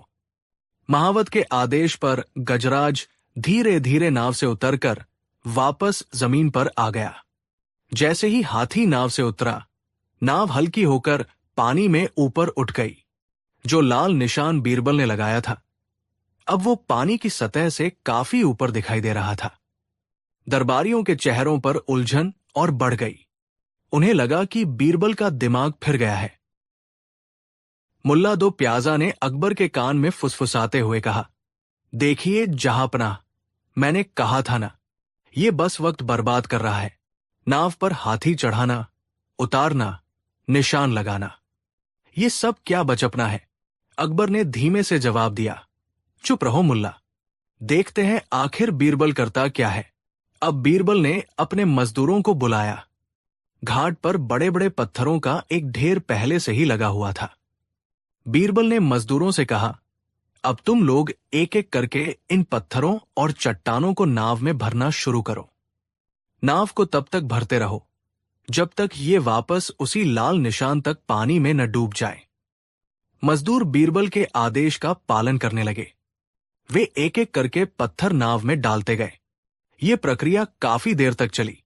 दरबारियों का धैर्य जवाब देने लगा था, लेकिन बीरबल शांत भाव से सब कुछ देख रहे थे। पत्थर डालते डालते नाव धीरे धीरे नीचे धंसने लगी। पूरा मजमा खामोशी से देख रहा था। और फिर वो क्षण आया। एक मजदूर ने जैसे ही आखिरी बड़ा पत्थर नाव में रखा, नाव ठीक उसी लाल निशान तक पानी में डूब गई जो बीरबल ने लगाया था। बीरबल ने जोर से कहा, बस रुक जाओ, अब और पत्थर मत डालो। फिर वो शहंशाह अकबर की ओर मुड़े। उनके चेहरे पर एक विजयी मुस्कान थी। जहांपनाह, इस नाव में अब जितने भी पत्थर और चट्टानें हैं, उनका कुल वजन हमारे प्रिय गजराज के वजन के बराबर है। ये सुनते ही पूरे घाट पर एक पल के लिए सन्नाटा छा गया, और फिर अचानक जैसे सबको बात समझ में आ गई हो। लोगों के मुंह आश्चर्य से खुले रह गए। ये एक अविश्वसनीय रूप से सरल लेकिन जीनियस समाधान था। बीरबल ने भौतिकी के एक बहुत ही बुनियादी सिद्धांत का इस्तेमाल किया था। जब गजराज नाव पर था तो उसने अपने वजन के बराबर पानी हटाया, जिससे नाव एक निश्चित स्तर तक डूब गई। बीरबल ने उसी स्तर तक नाव को पत्थरों से भरकर पत्थरों का कुल वजन हाथी के वजन के बराबर कर दिया। अकबर अपनी जगह से खड़े हो गए। उनकी आंखों में आश्चर्य और प्रशंसा थी। वाह बीरबल, वाह! मान गए तुम्हारी अक्ल को। तुमने तो कमाल कर दिया। ये हमारे ख्वाब में भी नहीं आया था कि इस पहेली का इतना सरल और सटीक हल हो सकता है। अब आखिरी काम बाकी था। नाव से उन सभी पत्थरों को बाहर निकाला गया और उन्हें छोटे छोटे हिस्सों में करके दरबार के तराजू पर तौला गया। सारे पत्थरों का वजन जोड़ा गया। एक मुंशी सारे वजन को एक बड़ी सी किताब में लिख रहा था। अंत में वो अकबर के पास आया। जहां पनाह, सभी पत्थरों का कुल वजन है 5432 मन। अकबर ने खुशी से घोषणा की, तो ये है हमारे गजराज का वजन। बीरबल, तुमने न सिर्फ हमारी चुनौती पूरी की, बल्कि ये भी साबित कर दिया कि बुद्धि की ताकत के आगे दुनिया की हर ताकत छोटी है। तुम्हारी ये सूझबूझ इतिहास में हमेशा याद रखी जाएगी। शहंशाह अकबर ने अपनी घोषणा के अनुसार बीरबल को 10,000 सोने की अशर्फियों से भरी थैली भेंट की। लेकिन बीरबल के लिए सबसे बड़ा इनाम शहंशाह की आंखों में अपने लिए सम्मान और प्रजा के चेहरों पर प्रशंसा का भाव था। मुल्ला दो प्याजा और अन्य जलने वाले दरबारियों के चेहरे शर्म से झुक गए थे। उन्हें अपनी सीमित सोच पर पछतावा हो रहा था। उन्होंने मान लिया था कि जिस समस्या का हल वे नहीं निकाल सकते, उसका हल कोई नहीं निकाल सकता। लेकिन बीरबल ने उन्हें दिखा दिया था कि समस्या को देखने का नजरिया बदलने से ही हल मिल जाता है। उस शाम जब सूरज डूब रहा था, अकबर और बीरबल यमुना के किनारे टहल रहे थे। अकबर ने कहा, बीरबल, आज तुमने हमें एक बहुत बड़ा सबक सिखाया है। ताकत और आकार सब कुछ नहीं होते, असली ताकत तो यहां होती है। उन्होंने अपने सिर की ओर इशारा किया। तुम्हारी बुद्धि हमारी सल्तनत की सबसे बड़ी दौलत है। बीरबल ने विनम्रता से उत्तर दिया, ये तो बस आपका बड़पन है, जहांपना। बुद्धि तो हर इंसान में होती है, बस जरूरत है शांत मन से सोचने और समस्या को अलग अलग दृष्टिकोण से देखने की। हर मुश्किल अपने साथ अपना हल लेकर आती है, हमें बस उसे पहचानने की जरूरत होती है। और इस तरह बीरबल ने एक बार फिर साबित कर दिया कि क्यों वह अकबर के नवरत्नों में सबसे चमकदार थे। ये कहानी सिर्फ एक हाथी को तौलने की नहीं है, बल्कि ये कहानी है सोच की सीमाओं को तोड़ने की। ये कहानी है ज्ञान और विज्ञान की जीत की। अकबर और बीरबल की दोस्ती और उनकी चतुराई के किस्से आज भी हमें सिखाते हैं कि जीवन की बड़ी से बड़ी चुनौतियों का सामना भी अगर ठंडे दिमाग और अनोखी सोच से किया जाए तो कोई भी समस्या असंभव नहीं रहती। कहानी 5। आगरा की उस सुबह में कुछ खास था। यमुना के पानी पर सूरज की पहली किरणें सोने की तरह चमक रही थी और ठंडी हवाएं मुगलिया सल्तनत के आलीशान किले की दीवारों से टकराकर एक अनूठी ताजगी का एहसास करा रही थी। शहंशाह जलालुद्दीन मोहम्मद अकबर का दरबार सज चुका था। रेशम के पर्दों, कीमती कालीनों और सोने चांदी की नक्काशी से सजे दरबार में हिंदुस्तान के कोने कोने से आए अमीर, उमरा, सेनापति और विद्वान अपनी अपनी जगहों पर विराजमान थे। माहौल में एक शाही गंभीरता थी, लेकिन आज उस गंभीरता के पीछे एक अनजाना कौतूहल भी छिपा था। दरबार की कार्यवाही अभी शुरू ही हुई थी कि एक संतरी ने आकर सूचना दी, आलम पनाह, उत्तर की बर्फीली पहाड़ियों से एक रहस्यमयी यात्री आपसे मिलने की इजाजत चाहता है। उसका कहना है कि उसके पास ज्ञान का एक ऐसा प्रश्न है जिसे आज तक कोई हल नहीं कर पाया। अकबर को चुनौतियां पसंद थी, खासकर जब वे बुद्धि और ज्ञान से जुड़ी हों। उन्होंने तुरंत उस यात्री को दरबार में पेश करने का हुक्म दिया। कुछ ही पलों में एक लंबा, गठीला व्यक्ति दरबार में दाखिल हुआ। उसने सिर से पांव तक एक गहरा नीला चोगा पहन रखा था। जिससे उसका चेहरा लगभग ढका हुआ था। उसकी आंखों में एक अजीब सी गहराई और शांति थी, जैसे उसने दुनिया के कई रहस्य देखे हों। उसकी चाल में न तो कोई डर था, न ही कोई घमंड, बस एक स्थिर आत्मविश्वास था। उसने शहंशाह के सामने आकर अदब से सिर झुकाया। अकबर ने अपनी रोबदार आवाज में पूछा, कौन हो तुम, मुसाफिर? और उत्तर की सर्द वादियों से आगरा के इस गर्म दरबार तक आने का क्या प्रयोजन है? उस अजनबी ने अपनी नजरें उठाईं और उसकी आवाज किसी गहरी गुफा से आती हुई प्रतिध्वनि की तरह दरबार में गूंजी। जहांपनाह, मेरा नाम कोई मायने नहीं रखता। मैं ज्ञान का एक साधक हूं। मैंने सुना है कि आपका दरबार बुद्धिमत्ता का केंद्र है और आपके नवरत्न, विशेषकर राजा बीरबल की चतुराई के चर्चे पूरी दुनिया में हैं। मैं बस आपके दरबार के ज्ञान की परीक्षा लेने आया हूं। यह सुनकर दरबार में कानाफूसी शुरू हो गई। ये व्यक्ति सीधे सीधे शहंशाह के दरबार को चुनौती दे रहा था। अकबर के माथे पर बल पड़ गए, लेकिन उन्होंने संयम बनाए रखा। कैसी परीक्षा लेना चाहते हो तुम? अजनबी ने कहा, मैं आपके दरबार को एक ऐसी पहेली देता हूं जो ज्ञान की हर किताब से परे है। इसका उत्तर किसी शास्त्र या पुराण में नहीं, बल्कि प्रकृति के सबसे गहरे सत्य में छिपा है। अगर आपके दरबार में कोई भी इसका सही उत्तर दे सका, तो मैं मान लूंगा कि इस सल्तनत की नींव जितनी मजबूत है, उतनी ही गहरी यहां की बुद्धि भी है। और अगर कोई उत्तर न दे सका, तो मैं बस चुपचाप वापस लौट जाऊंगा। अकबर ने चुनौती स्वीकार करते हुए कहा, पूछो अपनी पहेली। हमारा दरबार तैयार है। अजनबी ने अपनी गहरी आंखों से पूरे दरबार को एक बार देखा। उसकी नजरें बीरबल पर आकर एक पल के लिए रुकी और फिर उसने अपनी पहेली पूछी, बताइए, वो कौन है जो भूखा रहने पर बड़ा हो जाता है? पहेली सुनते ही दरबार में एक अजीब सा सन्नाटा छा गया। ये कैसा सवाल था? भूख तो हर जीव को कमजोर करती है, उसे छोटा बनाती है, उसका अंत करती है। ऐसी कौन सी चीज हो सकती है जो भूखी होने पर और बड़ी हो जाए? ये तो प्रकृति के नियम के ही खिलाफ था। शहंशाह अकबर खुद सोच में पड़ गए। उन्होंने अपने सबसे बुद्धिमान दरबारियों की ओर देखा। सबसे पहले वित्त मंत्री राजा टोडरमल, जो हर चीज को हिसाब किताब और तर्क की कसौटी पर कसते थे, आगे आए। उन्होंने कहा, जहांपनाह, ये एक तार्किक प्रश्न लगता है। मेरे विचार से इसका उत्तर कर्ज है। कर्जदार जब कर्ज चुकाने में असमर्थ होता है, तो कर्ज का पेट नहीं भरता और वो सूद के साथ और बड़ा होता जाता है। दरबारियों ने इस तर्कपूर्ण उत्तर की सराहना की, लेकिन अजनबी ने धीरे से अपना सिर नामे हिला दिया। मंत्री जी, आपका तर्क अच्छा है, पर यह एक मानवीय अवधारणा है। मैं उस चीज की बात कर रहा हूं जो प्रकृति का हिस्सा है, जो सजीव न होते हुए भी जीवित लगती है। अब सेनापति मान सिंह ने अपनी राय दी। उन्होंने कहा, यह जरूर लालच होगा। इंसान का लालच कभी नहीं भरता। वो जितना पाता है उतना ही और भूखा होता जाता है और उसका लालच बढ़ता ही जाता है। अजनबी ने फिर से सिर हिलाया। सेनापति जी, ये भी एक मानवीय भावना है।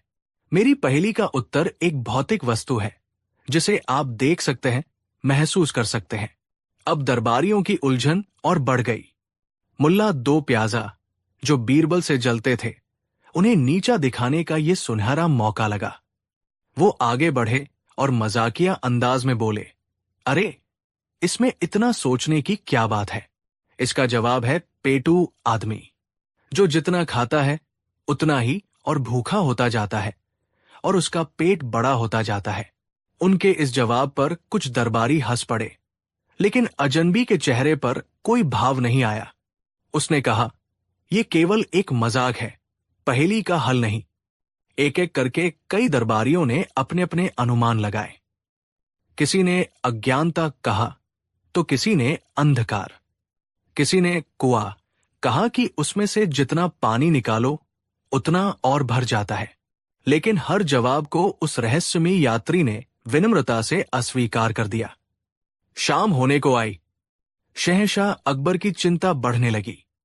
उनके दरबार की प्रतिष्ठा दांव पर थी।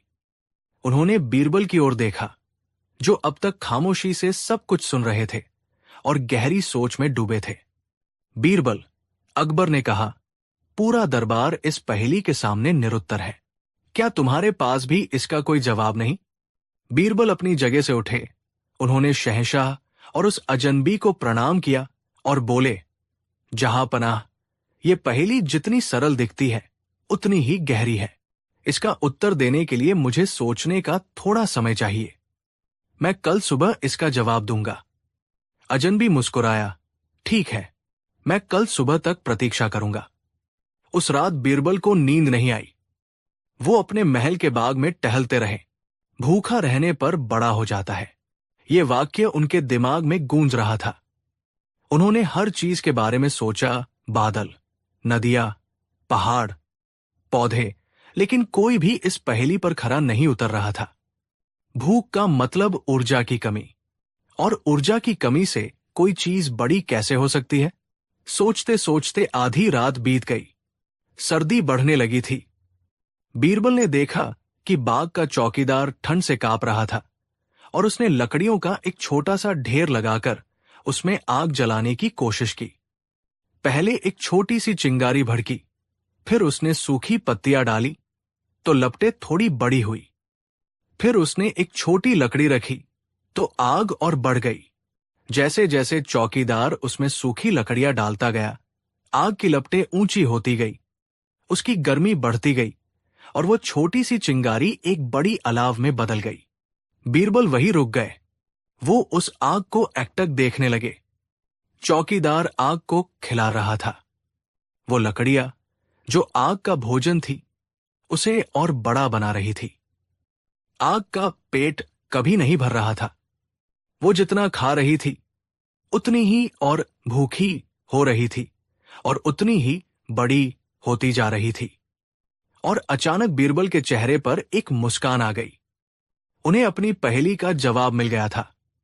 वो जवाब उनकी आंखों के ठीक सामने था, इतना सरल और स्पष्ट, फिर भी किसी की सोच वहां तक नहीं पहुंच पाई थी। अगली सुबह दरबार में माहौल बहुत तनावपूर्ण था। सबकी नजरें बीरबल पर टिकी थी। वो रहस्यमयी यात्री भी शांत भाव से अपने स्थान पर खड़ा था। अकबर ने बीरबल को इशारा किया।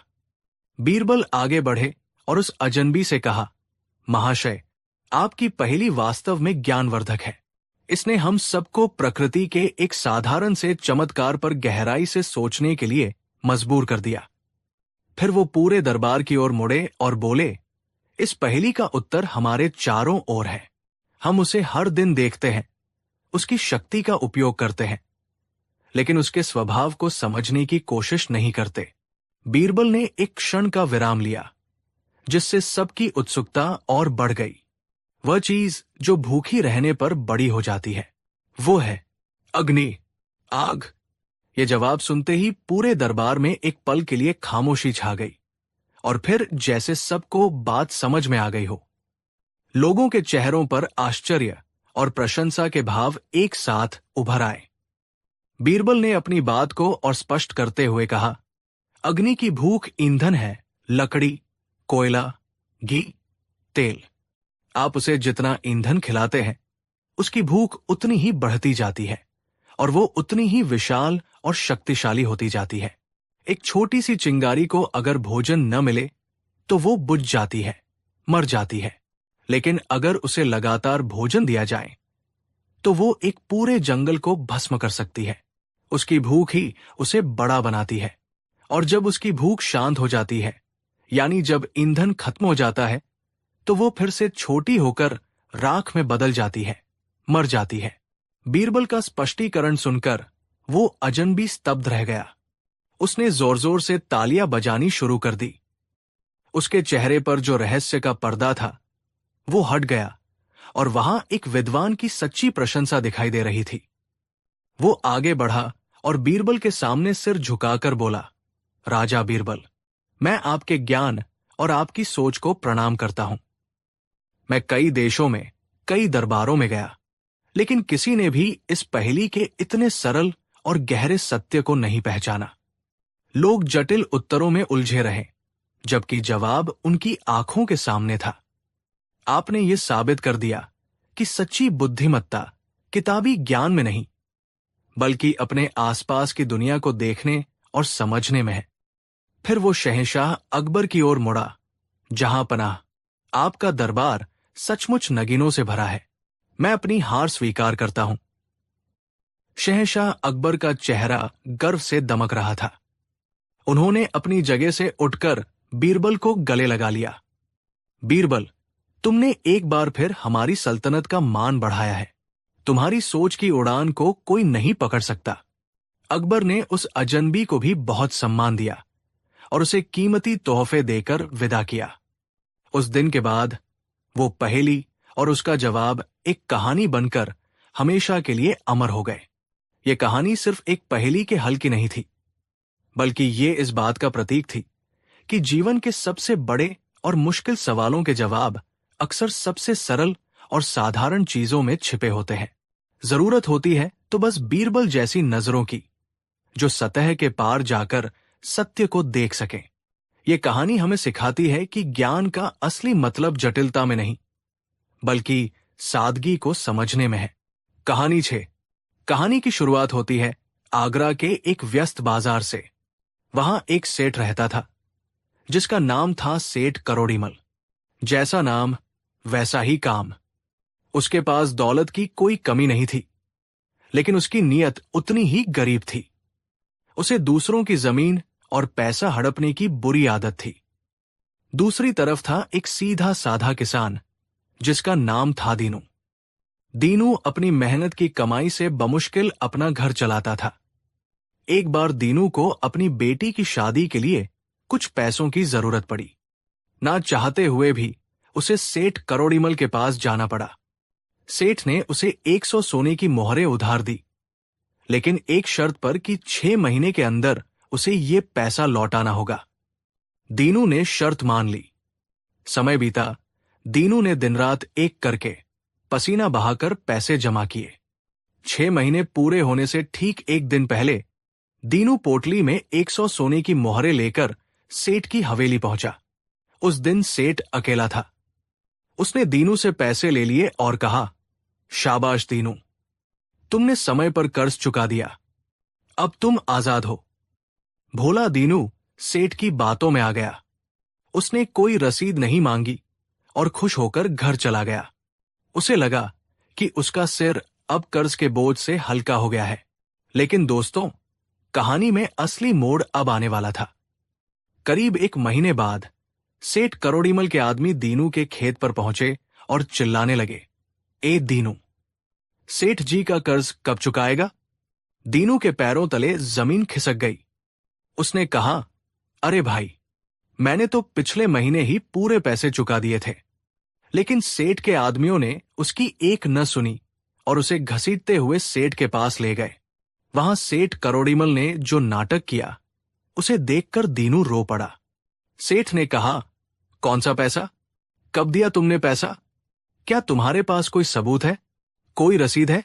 दीनू गिड़गिड़ाता रहा, मालिक, उस दिन आप अकेले थे। आपने रसीद नहीं दी, लेकिन भगवान जानता है मैंने पैसे दिए हैं। सेठ हंसा और बोला, भगवान गवाही देने अदालत नहीं आते दीनू। अगर पैसे नहीं दिए तो अपना खेत मेरे नाम कर दे। बात बते बते बादशाह अकबर के दरबार तक जा पहुंची। अब फैसला मुगल-ए-आजम को करना था। अगले दिन दरबार सजा हुआ था। बादशाह अकबर ने दोनों की दलीलें सुनी।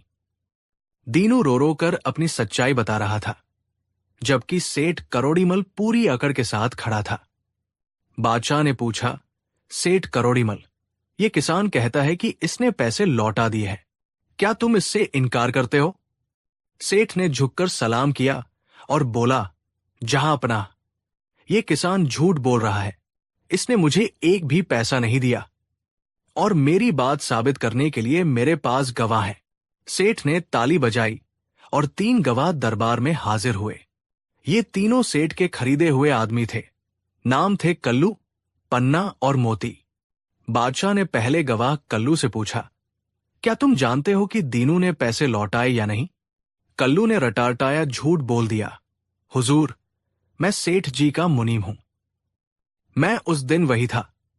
दीनू आया जरूर था, लेकिन उसने हाथ जोड़कर और समय मांगा था। उसने पैसे नहीं दिए। दूसरे गवाह पन्ना ने कहा, जी हुजूर, मैं भी वही था। दीनू ने कहा कि फसल जराब हो गई है, इसलिए वो अभी पैसे नहीं दे सकता। तीसरे गवाह मोती ने भी यही कसम खाई। तीन तीन गवाहों के बयान सुनकर बादशाह अकबर सोच में पड़ गए। सबूत और गवाह सब सेठ के पक्ष में थे। कानून के मुताबिक दीनू को दोषी ठहराया जाना तय था। अकबर ने दीनू की तरफ देखा, जिसकी आंखों में अब सिर्फ नाउम्मीदी थी। लेकिन तभी अकबर की नजर अपने सबसे चतुर मंत्री पर पड़ी। अकबर ने देखा कि बीरबल शांत बैठे हैं और उन तीनों गवाहों को बड़े गौर से देख रहे हैं। अकबर समझ गए कि दाल में कुछ काला है। बादशाह ने कहा, बीरबल, क्या तुम्हें लगता है कि यह मामला इतना सीधा है जितना दिख रहा है? बीरबल अपनी जगह से उठे। उन्होंने सेठ करोड़ीमल की आंखों में देखा, फिर उन तीन गवाहों को ऊपर से नीचे तक घूरा। बीरबल इंसानी फितरत को पहचानते थे। वो देख सकते थे कि गवाहों के पसीने छूट रहे हैं और उनकी नजरें बार बार सेठ की तरफ जा रही है। बीरबल ने कहा, जहांपना, आंखों देखी मक्खी निगली नहीं जाती। गवाह तो बहुत पक्के लग रहे हैं, लेकिन सच और झूठ के बीच एक बहुत बारीक धागा होता है। मुझे इन गवाहों से पूछताछ करने की इजाजत दी जाए। अकबर ने मंजूरी दे दी। बीरबल ने सबसे पहले एक आदेश दिया, जिसने सबको चौंका दिया। उन्होंने प्रहरियों से कहा, इन तीनों गवाहों को और इस सेठ को तुरंत अलग अलग कमरों में ले जाओ। ध्यान रहे, ये एक दूसरे से बात न कर सके और न ही एक दूसरे को देख सके। दरबार में सन्नाटा छा गया। सेठ करोड़ीमल घबरा गया। उसने तो गवाहों को सिर्फ ये रटाया था कि दीनू ने पैसे नहीं दिए। उसने ये नहीं सोचा था कि उन्हें अलग अलग करके पूछताछ की जाएगी। दोस्तों, बीरबल जानते थे कि झूठ के पैर नहीं होते। एक झूठ को छुपाने के लिए 100 झूठ बोलने पड़ते हैं। लेकिन अगर उन 100 झूठों में से एक भी बात अलग निकल गई तो पूरा किला ढह जाता है। बीरबल ने पहले गवाह कल्लू को दरबार में बुलाया। बाकी दोनों गवाह बाहर थे। उन्हें कुछ सुनाई नहीं दे रहा था। बीरबल ने कल्लू से कड़क आवाज में पूछा, कल्लू, तुम कहते हो कि तुम वहां मौजूद थे जब दीनू आया था? कल्लू ने कांपते हुए कहा, जी हुजूर, मैं वही था। बीरबल ने उसे डराने के लिए कहा, देखो, सच बोलोगे तो बच जाओगे, अगर झूठ पकड़ा गया तो उम्र कैद होगी। सोच लो। कल्लू ने थूक गटका और अपनी बात पर अड़ा रहा, क्योंकि उसे सेठ से पैसे मिले थे। उसने कहा, नहीं माई बाप, मैं सच कह रहा हूं। दीनू ने पैसे नहीं लौटाए। बीरबल मुस्कुराए। उन्होंने कहा, ठीक है, मैं मान लेता हूं कि दीनू ने पैसे नहीं लौटाए, लेकिन तुम वहां मौजूद थे तो तुमने सब कुछ देखा होगा। कल्लू ने कहा, जी हां। अब बीरबल ने अपना ब्रह्मास्त्र चलाया। उन्होंने वो सवाल पूछा जिसकी तैयारी सेठ ने उन्हें नहीं करवाई थी। बीरबल ने पूछा, अच्छा बताओ, उस वक्त दीनू ने कौन से रंग की पगड़ी पहनी थी और वो सेठ के पास खड़ा था या बैठा था? कल्लू हड़बड़ा गया। उसने कुछ सेकंड सोचा और अंदाजे से बोल दिया, हुजूर, दीनू ने लाल रंग की पगड़ी पहनी थी और वो सेठ जी के कदमों में बैठा हुआ था। बीरबल ने मुंशी से कहा, इसका बयान लिख लिया जाए।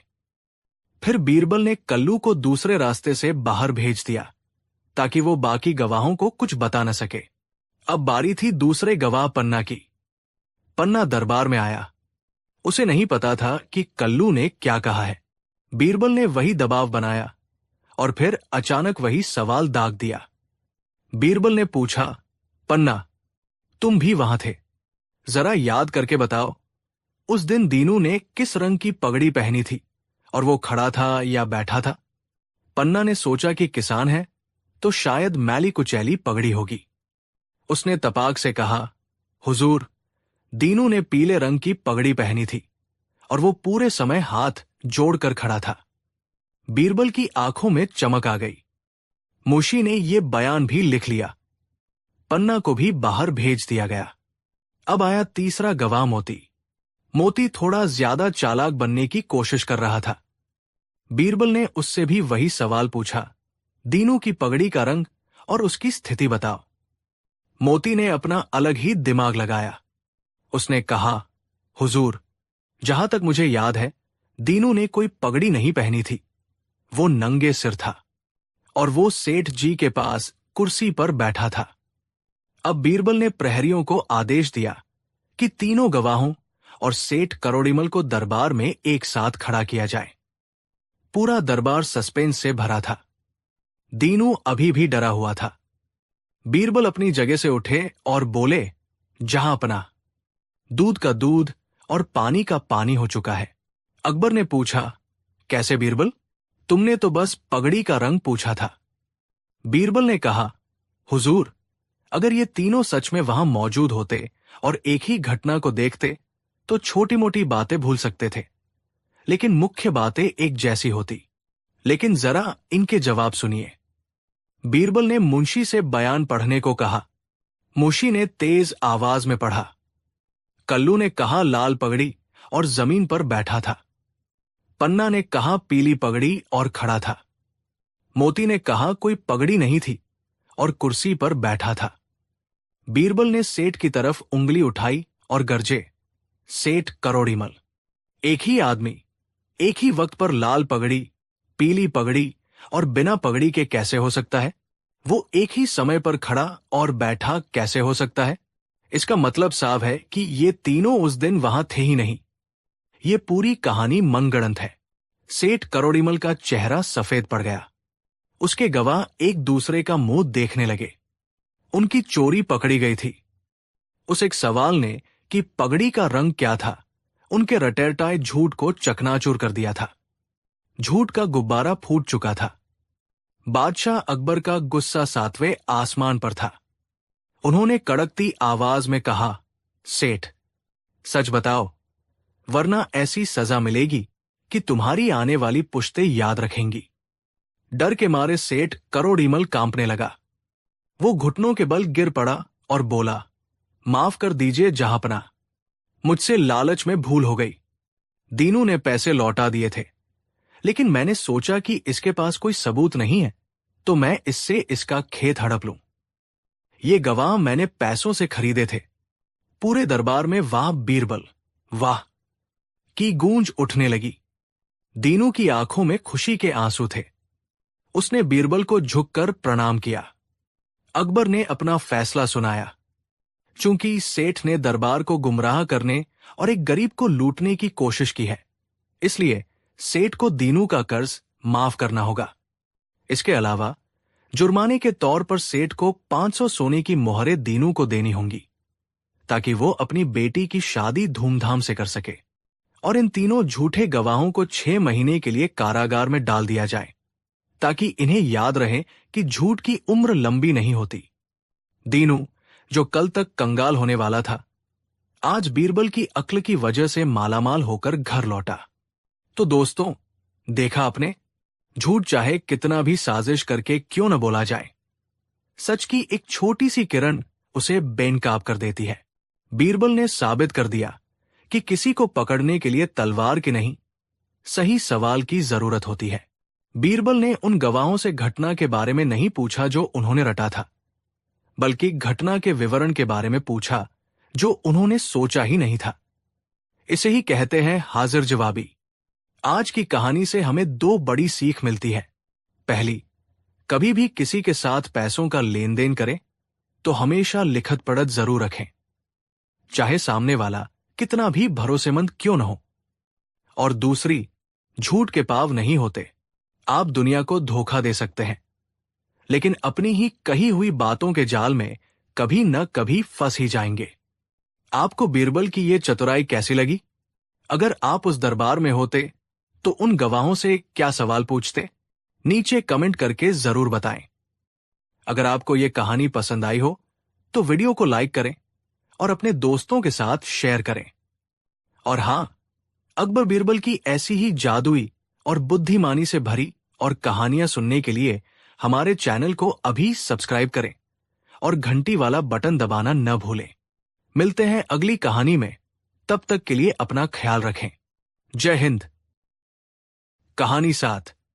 मुगलिया सल्तनत का सूरज अपने पूरे शबाब पर था और आगरा का किला शहंशाह जलालुद्दीन मोहम्मद अकबर के प्रताप से जगमगा रहा था।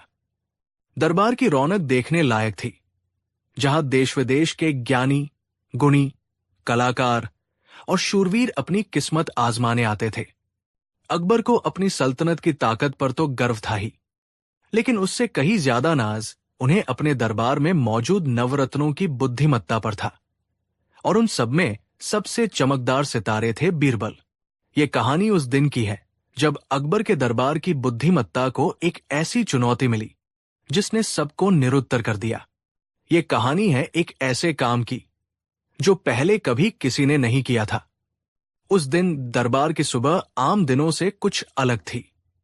हवा में एक अजीब सी खामोशी और तनाव घुला हुआ था। वजह थे दक्षिण के एक प्रसिद्ध राज्य से आए हुए महान दार्शनिक और विद्वान पंडित विद्यानंद। पंडित विद्यानंद अपने ज्ञान और तर्क शक्ति के लिए पूरे हिंदुस्तान में विख्यात थे। वो कई राज्यों के राजाओं को अपने ज्ञान से पराजित कर चुके थे और अब शहंशाह अकबर के दरबार की ख्याति सुनकर यहां पहुंचे थे। अकबर ने उनका पूरा मान सम्मान किया, लेकिन पंडित विद्यानंद के चेहरे पर विनम्रता के पीछे छिपा अहंकार साफ झलक रहा था। उन्होंने अकबर के दरबारियों की योग्यता को परखने के लिए कई मुश्किल सवाल पूछे, जिनका जवाब बीरबल और अन्य नवरत्नों ने बड़ी आसानी से दे दिया। इससे पंडित विद्यानंद कुछ निराश हुए, लेकिन उन्होंने हार नहीं मानी। अंत में उन्होंने एक ऐसी चुनौती पेश की जो किसी सवाल या पहेली से कहीं ज्यादा गहरी थी। पंडित विद्यानंद अपने स्थान से उठे, पूरे दरबार पर एक नजर डाली और फिर शहंशाह अकबर से मुखातिब हुए। जहां अपना, मैंने आपके दरबार की बहुत प्रशंसा सुनी है। यहां एक से बढ़कर एक ज्ञानी और गुणीजन मौजूद है, लेकिन ज्ञान केवल पुरानी बातों को दोहराना नहीं होता। सच्ची प्रतिभा वो है जो कुछ नया सृजन करे, कुछ ऐसा करे जो पहले कभी न हुआ हो। मैं आपके पूरे दरबार को एक चुनौती देता हूं। क्या यहां कोई ऐसा है जो एक ऐसा काम करके दिखा सके जो आज से पहले इस धरती पर किसी भी इंसान ने न किया हो? यह सुनते ही पूरे दरबार में सन्नाटा छा गया। ये कैसी चुनौती थी? दुनिया में अरबों खरबों इंसान हो चुके थे। ऐसा कौन सा काम बचा होगा जो किसी ने न किया हो? हर काम, हर क्रिया किसी न किसी रूप में, कभी न कभी, किसी न किसी के द्वारा की ही जा चुकी थी। शहंशाह अकबर का चेहरा गर्व से तमतमा गया। ये सिर्फ उनके दरबारियों के नहीं, बल्कि पूरी मुगल सल्तनत की इज्जत का सवाल था। उन्होंने अपनी भारी आवाज में घोषणा की, पंडित जी, आपकी चुनौती हमें स्वीकार है। हम अपने दरबार को एक सप्ताह का समय देते हैं। जो कोई भी ये असंभव लगने वाला कार्य करके दिखाएगा, उसे सल्तनत की ओर से 50,000 सोने की अशर्फिया और एक जागीर इनाम में दी जाएगी। इनाम की घोषणा ने दरबारियों में एक नई ऊर्जा भर दी। हर कोई उस अनूठे काम की तलाश में लग गया जो आज तक किसी ने न किया हो। पहला दिन बीता। सेनापति मान सिंह, जो अपनी वीरता और बाहुबल के लिए जाने जाते थे, सामने आए। उन्होंने कहा, जहां पनाह, मैं एक ऐसा तीर चलाऊंगा जो हवा में दूसरे तीर से टकराकर उसकी दिशा बदल देगा और फिर तीसरे तीर को भेद देगा। उन्होंने ऐसा कर भी दिखाया। दरबार वाहवाह कर उठा, लेकिन पंडित विद्यानंद ने मुस्कुराते हुए कहा, सेनापति जी, आपका कौशल अद्भुत है, लेकिन ये कोई नया काम नहीं। इतिहास में महान धनुर्धरों ने इससे भी जटिल कारनामे किए हैं। ये कौशल की पराकाष्ठा है, मौलिकता नहीं। मान सिंह का सिर झुक गया। दूसरे दिन शाही चित्रकार दरबार में हाजिर हुआ। उसने एक ऐसा चित्र बनाया था जिसमें एक ही चेहरे पर खुशी, गम, गुस्सा और शांति, चारों भाव एक साथ झलक रहे थे। ये कला का एक अद्भुत नमूना था। अकबर बहुत प्रभावित हुए, लेकिन पंडित विद्यानंद ने फिर वही बात दोहराई, कलाकार की कल्पना प्रशंसनीय है, लेकिन भावनाओं का चित्रण कला का आरंभ से ही हिस्सा रहा है। ये एक उत्कृष्ट कृति है, पर ऐसा काम नहीं जो पहले कभी न हुआ हो। तीसरे दिन संगीत सम्राट तानसेन ने एक नया राग बनाया, एक ऐसी धुन जो पहले किसी ने नहीं सुनी थी। उस धुन में मेघ और मल्हार का ऐसा संगम था कि दरबार में बैठे लोगों की आंखों से आंसू बह निकले। सब मंत्रमुग्ध हो गए, पर पंडित विद्यानंद ने अपनी बात नहीं बदली। संगीतकार जी, आपकी कला दैवीय है। आपने एक नई धुन बनाई, लेकिन सुर तो वही सात है। नई धुनों का निर्माण हजारों सालों से होता आ रहा है। ये एक नया सृजन है, पर वो काम नहीं जिसे अभूतपूर्व कहा जा सके। दिन बीतते गए। कोई हवा में महल बनाने की बात करता, तो कोई पानी पर चलने का दावा करता। मुल्ला दो प्याजा ने तो हद ही कर दी। वो एक गधे पर उल्टे बैठकर और अपने सिर पर तरबूज रखकर दरबार में आए और बोले, देखिए, ये काम आज तक किसी ने नहीं किया होगा। पूरा दरबार हंस पड़ा, लेकिन ये मजाक था, चुनौती का हल नहीं। 6 दिन बीत चुके थे। अकबर के दरबार की शान दांव पर लगी थी। शहंशाह का चेहरा चिंता से मुरझा गया था। पंडित विद्यानंद की विजयी मुस्कान उन्हें चुभ रही थी। पूरे दरबार में एक ही व्यक्ति था जो अब तक शांत था, चुपचाप सब कुछ देख और सुन रहा था, और वो थे बीरबल। 7वें और आखिरी दिन, जब सबने अपनी हार मान ली थी, अकबर ने उम्मीद भरी नजरों से बीरबल की ओर देखा। बीरबल, क्या तुम्हारी चतुराई ने भी जवाब दे दिया? क्या आज हमारे दरबार की लाज नहीं बचेगी? बीरबल अपनी जगह से उठे। उन्होंने शहंशाह को सलाम किया और फिर पंडित विद्यानंद की ओर देखकर मुस्कुराए। जहांपना, मुझे थोड़ा समय और कुछ चीजों की व्यवस्था चाहिए। मैं वो काम करके दिखा सकता हूं जो आज तक किसी ने नहीं किया। बीरबल का आत्मविश्वास देखकर अकबर की जान में जान आई। हुक्म करो बीरबल, तुम्हें क्या चाहिए? बीरबल ने बड़ी विनम्रता से कहा, जहांपनाह, मुझे दरबार के बाहर बाग में एक खुली जगह चाहिए। साथ ही शहर के किसी भी आम नागरिक के घर से एक ऐसा नवजात शिशु चाहिए जो आज या कल में ही पैदा हुआ हो, और उसकी मां को भी साथ आने की इजाजत दी जाए। और मुझे सोने की अशर्फियों से भरी एक छोटी थैली चाहिए होगी। बीरबल की मांगे सुनकर सब हैरान रह गए। एक नवजात बच्चा, उसका इस चुनौती से क्या लेना देना? मुल्ला दो प्याजा ने फुसफुसाया, लगता है बीरबल आज कोई जादू टोना करने वाला है। लेकिन अकबर को बीरबल पर पूरा भरोसा था। उन्होंने तुरंत सारी व्यवस्था करने का हुक्म दिया। कुछ ही देर में दरबार बाग में इकट्ठा हो गया। शहंशाह, पंडित विद्यानंद और सभी दरबारी एक तरफ खड़े थे। थोड़ी दूर पर एक गरीब धोबिन अपने नवजात बच्चे को गोद में लिए सहमी हुई खड़ी थी। बीरबल ने पहले शहंशाह से इजाजत ली, फिर उस स्त्री के पास गए।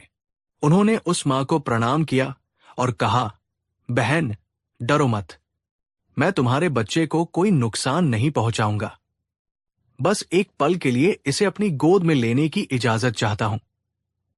उस स्त्री ने डरते डरते अपना बच्चा बीरबल की ओर बढ़ा दिया। अब सबकी निगाहें बीरबल पर थी। पंडित विद्यानंद बहुत ध्यान से देख रहे थे कि बीरबल ऐसा कौन सा अनोखा काम करने वाले हैं।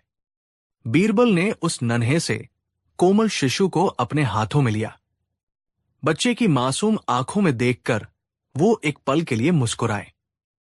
फिर उन्होंने एक ऐसा काम किया जिसकी किसी ने कल्पना भी नहीं की थी।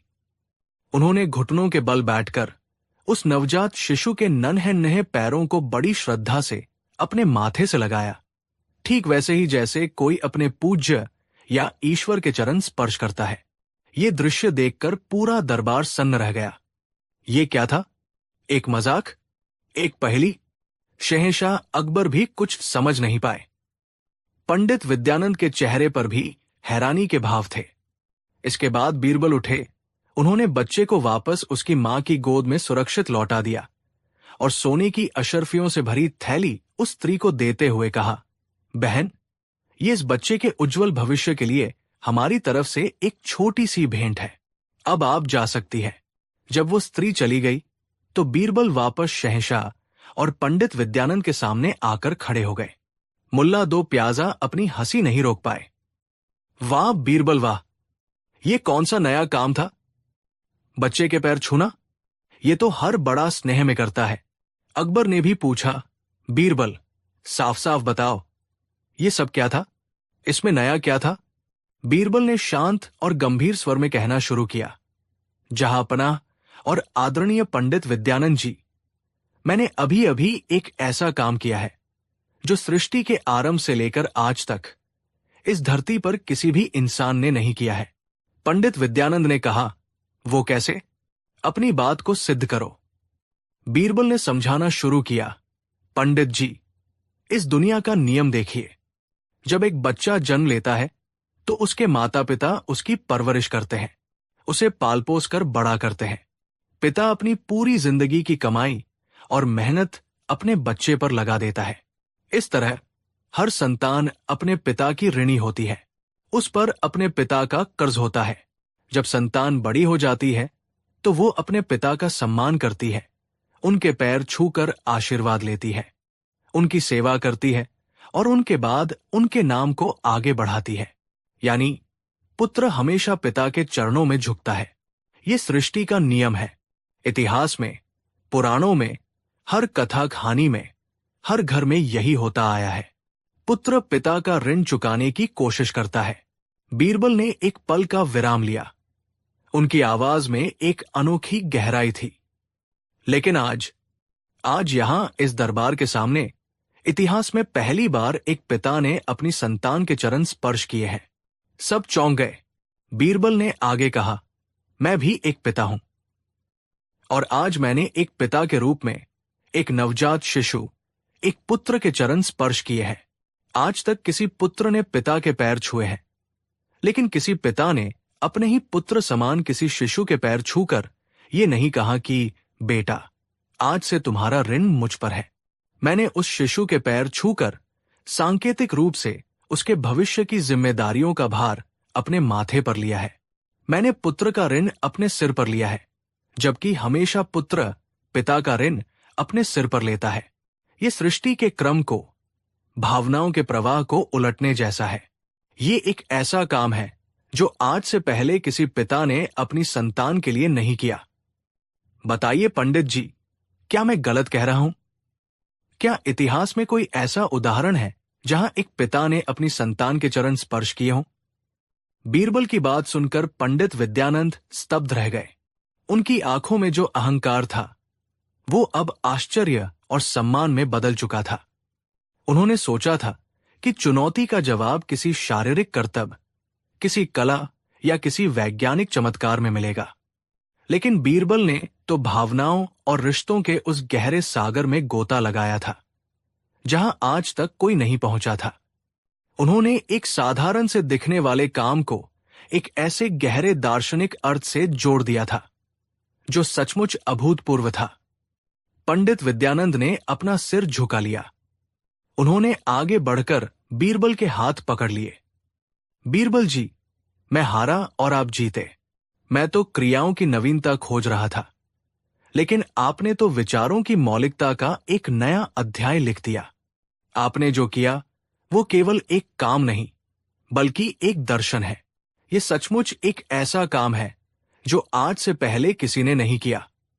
शहंशाह अकबर धन्य है कि उनके दरबार में आप जैसा नगीना है। शहंशाह अकबर का सीना गर्व से फूल गया। उनकी आंखों में खुशी के आंसू थे। उन्होंने आगे बढ़कर बीरबल को गले लगा लिया। बीरबल, तुमने आज सिर्फ एक चुनौती नहीं जीती, बल्कि इंसानियत और रिश्तों का एक नया पाठ पढ़ाया है। तुम्हारी बुद्धि का कोई सानी नहीं। तुम सच में इस सल्तनत के सबसे अनमोल रत्न हो। उस दिन के बाद वो कहानी दूर दूर तक फैल गई। लोग समझ गए कि नया काम करने का मतलब हमेशा कुछ बड़ा या जादुई करना नहीं होता। कभी कभी एक छोटा सा काम, एक नई सोच और एक गहरे अर्थ के साथ किया जाए तो वो भी दुनिया का सबसे अनूठा और अभूतपूर्व काम बन सकता है। बीरबल ने एक बार फिर साबित कर दिया था कि सबसे बड़ी शक्ति न तो तलवार में है, न खजाने में, बल्कि इंसान की सोच और उसकी समझ में है। हिंदुस्तान की सरजमी पर जब मुगलिया सल्त का परचम बुलंदी पर था, तब शहंशाह अकबर का दरबार न सिर्फ शानो शौकत का, बल्कि ज्ञान और बुद्धिमत्ता का भी केंद्र हुआ करता था। अकबर खुद एक गहरे विचारक थे और अक्सर ऐसे सवाल पूछते थे जो उनके दरबारियों को सोचने पर मजबूर कर देते थे। ये कहानी एक ऐसे ही दिन की है जब अकबर ने एक ऐसा सवाल पूछा जिसका जवाब दुनिया के किसी खजाने में नहीं, बल्कि समय के गहरे रहस्य में छिपा था। उस शाम शहंशाह अकबर अपने शाही बाग में टहल रहे थे। डूबते सूरज की आखिरी किरणें यमुना के पानी पर सोने की तरह चमक रही थी। फूलों की महक हवा में घुली हुई थी और माहौल में एक अजीब सी शांति थी। लेकिन शहंशाह का मन अशांत था। वो कुछ गहरी सोच में डूबे हुए थे। उनके साथ उनके सबसे प्रिय मित्र और सलाहकार बीरबल चुपचाप चल रहे थे, शहंशाह के मौन को तोड़ने का इंतजार कर रहे थे। अकबर एक पुराने हो चुके चिनार के पेड़ के पास आकर रुक गए। उन्होंने उस पेड़ के खुरदुरे तने पर हाथ फेरा और एक गहरी सांस ली। गहरी आवाज में अकबर ने कहा, बीरबल, इस पेड़ को देखो, इसे हमारे दादा हुमायूं ने लगवाया था। तब ये एक छोटा सा पौधा था। आज ये इतना विशाल हो गया है, लेकिन इसकी पत्तियों में अब पीलापन आने लगा है। इसकी शाखाएं कमजोर हो रही है। कुछ सालों में शायद ये पेड़ भी नहीं रहेगा। बीरबल ने शांत भाव से जवाब दिया, ये तो प्रकृति का नियम है जहांपना, जो उगता है वो ढलता भी है। अकबर ने आसमान की ओर देखते हुए कहा, हां, यही तो मैं सोच रहा हूं। ये आलीशान किला, ये सल्तनत, ये ताज, आज ये सब कितना शक्तिशाली और स्थायी लगता है, लेकिन क्या ये हमेशा ऐसा ही रहेगा? बीरबल, मेरा तुमसे एक सवाल है, क्या इस दुनिया में कोई ऐसी चीज है जो हमेशा रह सकती है, जो कभी खत्म ना हो, कभी न बदले? अगले दिन अकबर ने यही सवाल अपने भरे दरबार में दोहराया। क्या कोई चीज हमेशा रह सकती है? यह सवाल जितना सरल था, उतना ही गहरा भी। दरबार में मौजूद हर व्यक्ति सोच में पड़ गया। एक मंत्री ने कहा, जहांपनाह, मेरे विचार से सोना और हीरे जैसी कीमती धातुएं हमेशा रहती है। वे हजारों साल बाद भी वैसी ही चमकती रहती है। अकबर बोले, लेकिन अगर उन्हें पिघला दिया जाए या तोड़ दिया जाए तो उनका रूप बदल जाता है। वे उस रूप में हमेशा नहीं रहते। एक अन्य विद्वान ने कहा, आलमपनाह, ज्ञान हमेशा रहता है। जो ज्ञान किताबों में लिख दिया गया है वो पीढ़ियों तक बना रहता है। अकबर ने उत्तर दिया, लेकिन किताबें जल सकती है, खो सकती है। समय के साथ भाषाएं बदल जाती है और ज्ञान का अर्थ भी बदल जाता है। सेनापति मान सिंह ने अपनी राय दी, शहंशाह, वीरता की कहानियां हमेशा रहती है। महान योद्धाओं के किस्से सदियों तक सुनाए जाते हैं। अकबर ने कहा, कहानियां भी समय के साथ बदल जाती है। मान सिंह, उनमें नई बातें जुड़ जाती है, पुरानी बातें भुला दी जाती है। वे भी पूरी तरह स्थायी नहीं है। दरबार में कई और जवाब आए। किसी ने पहाड़ कहा तो किसी ने आसमान, लेकिन हर जवाब में अकबर कोई न कोई कमी निकाल देते। पहाड़ भी समय के साथ घिसते हैं और आसमान का रंग भी दिन और रात में बदलता रहता है। जब कोई भी संतोषजनक उत्तर नहीं दे पाया तो अकबर ने अपनी आखिरी उम्मीद बीरबल की ओर देखा। बीरबल, तुम चुप क्यों हो? क्या तुम्हारे पास इस सवाल का कोई जवाब नहीं? बीरबल मुस्कुराए और बोले, जहांपनाह, आपके सवाल का जवाब देने के लिए मुझे एक दिन का समय और एक खाली कागज चाहिए। अकबर हैरान हुए, लेकिन उन्होंने इजाजत दे दी। अगले दिन पूरा दरबार ये देखने के लिए उत्सुक था कि बीरबल उस खाली कागज पर ऐसा क्या लिखकर लाए हैं। बीरबल ने वो कागज शहंशाह अकबर को पेश किया। अकबर ने कागज खोला। उस पर बड़े बड़े अक्षरों में सिर्फ एक वाक्य लिखा था। अकबर ने उस वाक्य को पढ़ा। वाक्य था, ये वक्त भी गुजर जाएगा। ये पढ़कर अकबर हैरान रह गए। उन्होंने बीरबल से पूछा, बीरबल, ये क्या है? ये मेरे सवाल का जवाब कैसे हुआ? बीरबल ने विनम्रता से कहा, जहां पनाह, यही एकमात्र चीज है जो इस दुनिया में हमेशा रहती है, बदलाव का नियम। ये वाक्य हर परिस्थिति में, हर समय में सच रहता है। बीरबल ने समझाना शुरू किया, जब आप बहुत खुश हों, सफलता के शिखर पर हों, और आपको लगे कि ये खुशी हमेशा बनी रहेगी, तब ये वाक्य आपको याद दिलाएगा कि ये वक्त भी गुजर जाएगा। ये आपको विनम्र बनाए रखेगा। और जब आप बहुत दुखी हों, किसी बड़ी मुसीबत में हों, और आपको लगे कि ये दुख कभी खत्म नहीं होगा, तब भी यही वाक्य आपको हिम्मत देगा कि ये वक्त भी गुजर जाएगा। ये आपको उम्मीद देगा।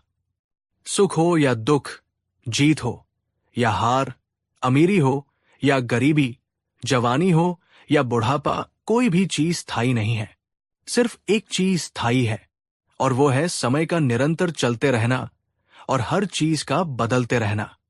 यही वो सत्य है जो कभी नहीं बदलता, जो हमेशा रहता है। बीरबल का जवाब सुनकर शहंशाह अकबर निशब्द हो गए। उन्होंने महसूस किया कि वो भौतिक चीजों में स्थायित्व खोज रहे थे, जबकि असली स्थायित्व तो एक विचार में, एक दर्शन में छिपा था। बीरबल ने उन्हें दुनिया का सबसे बड़ा सत्य इतने सरल शब्दों में समझा दिया था। अकबर ने कहा, वाह बीरबल, तुमने आज मेरी आंखों से पर्दा हटा दिया। तुम सही कहते हो, बदलाव ही एकमात्र स्थायी चीज है। ये एक ऐसा सत्य है जो हर राजा और हर रंग पर, हर महल और हर झोपड़ी पर समान रूप से लागू होता है। तुम्हारा जवाब अनमोल है। शहंशाह अकबर ने उस वाक्य को सोने के फ्रेम में मढ़वाकर अपने कक्ष में लगवा लिया, ताकि वो उन्हें हमेशा याद दिलाता रहे कि कुछ भी हमेशा के लिए नहीं रहता। ये कहानी हमें सिखाती है कि जीवन में बदलाव ही एकमात्र सच है। जो इस सच को समझ लेता है, वो सुख में अहंकार और दुख में निराशा से बच जाता है।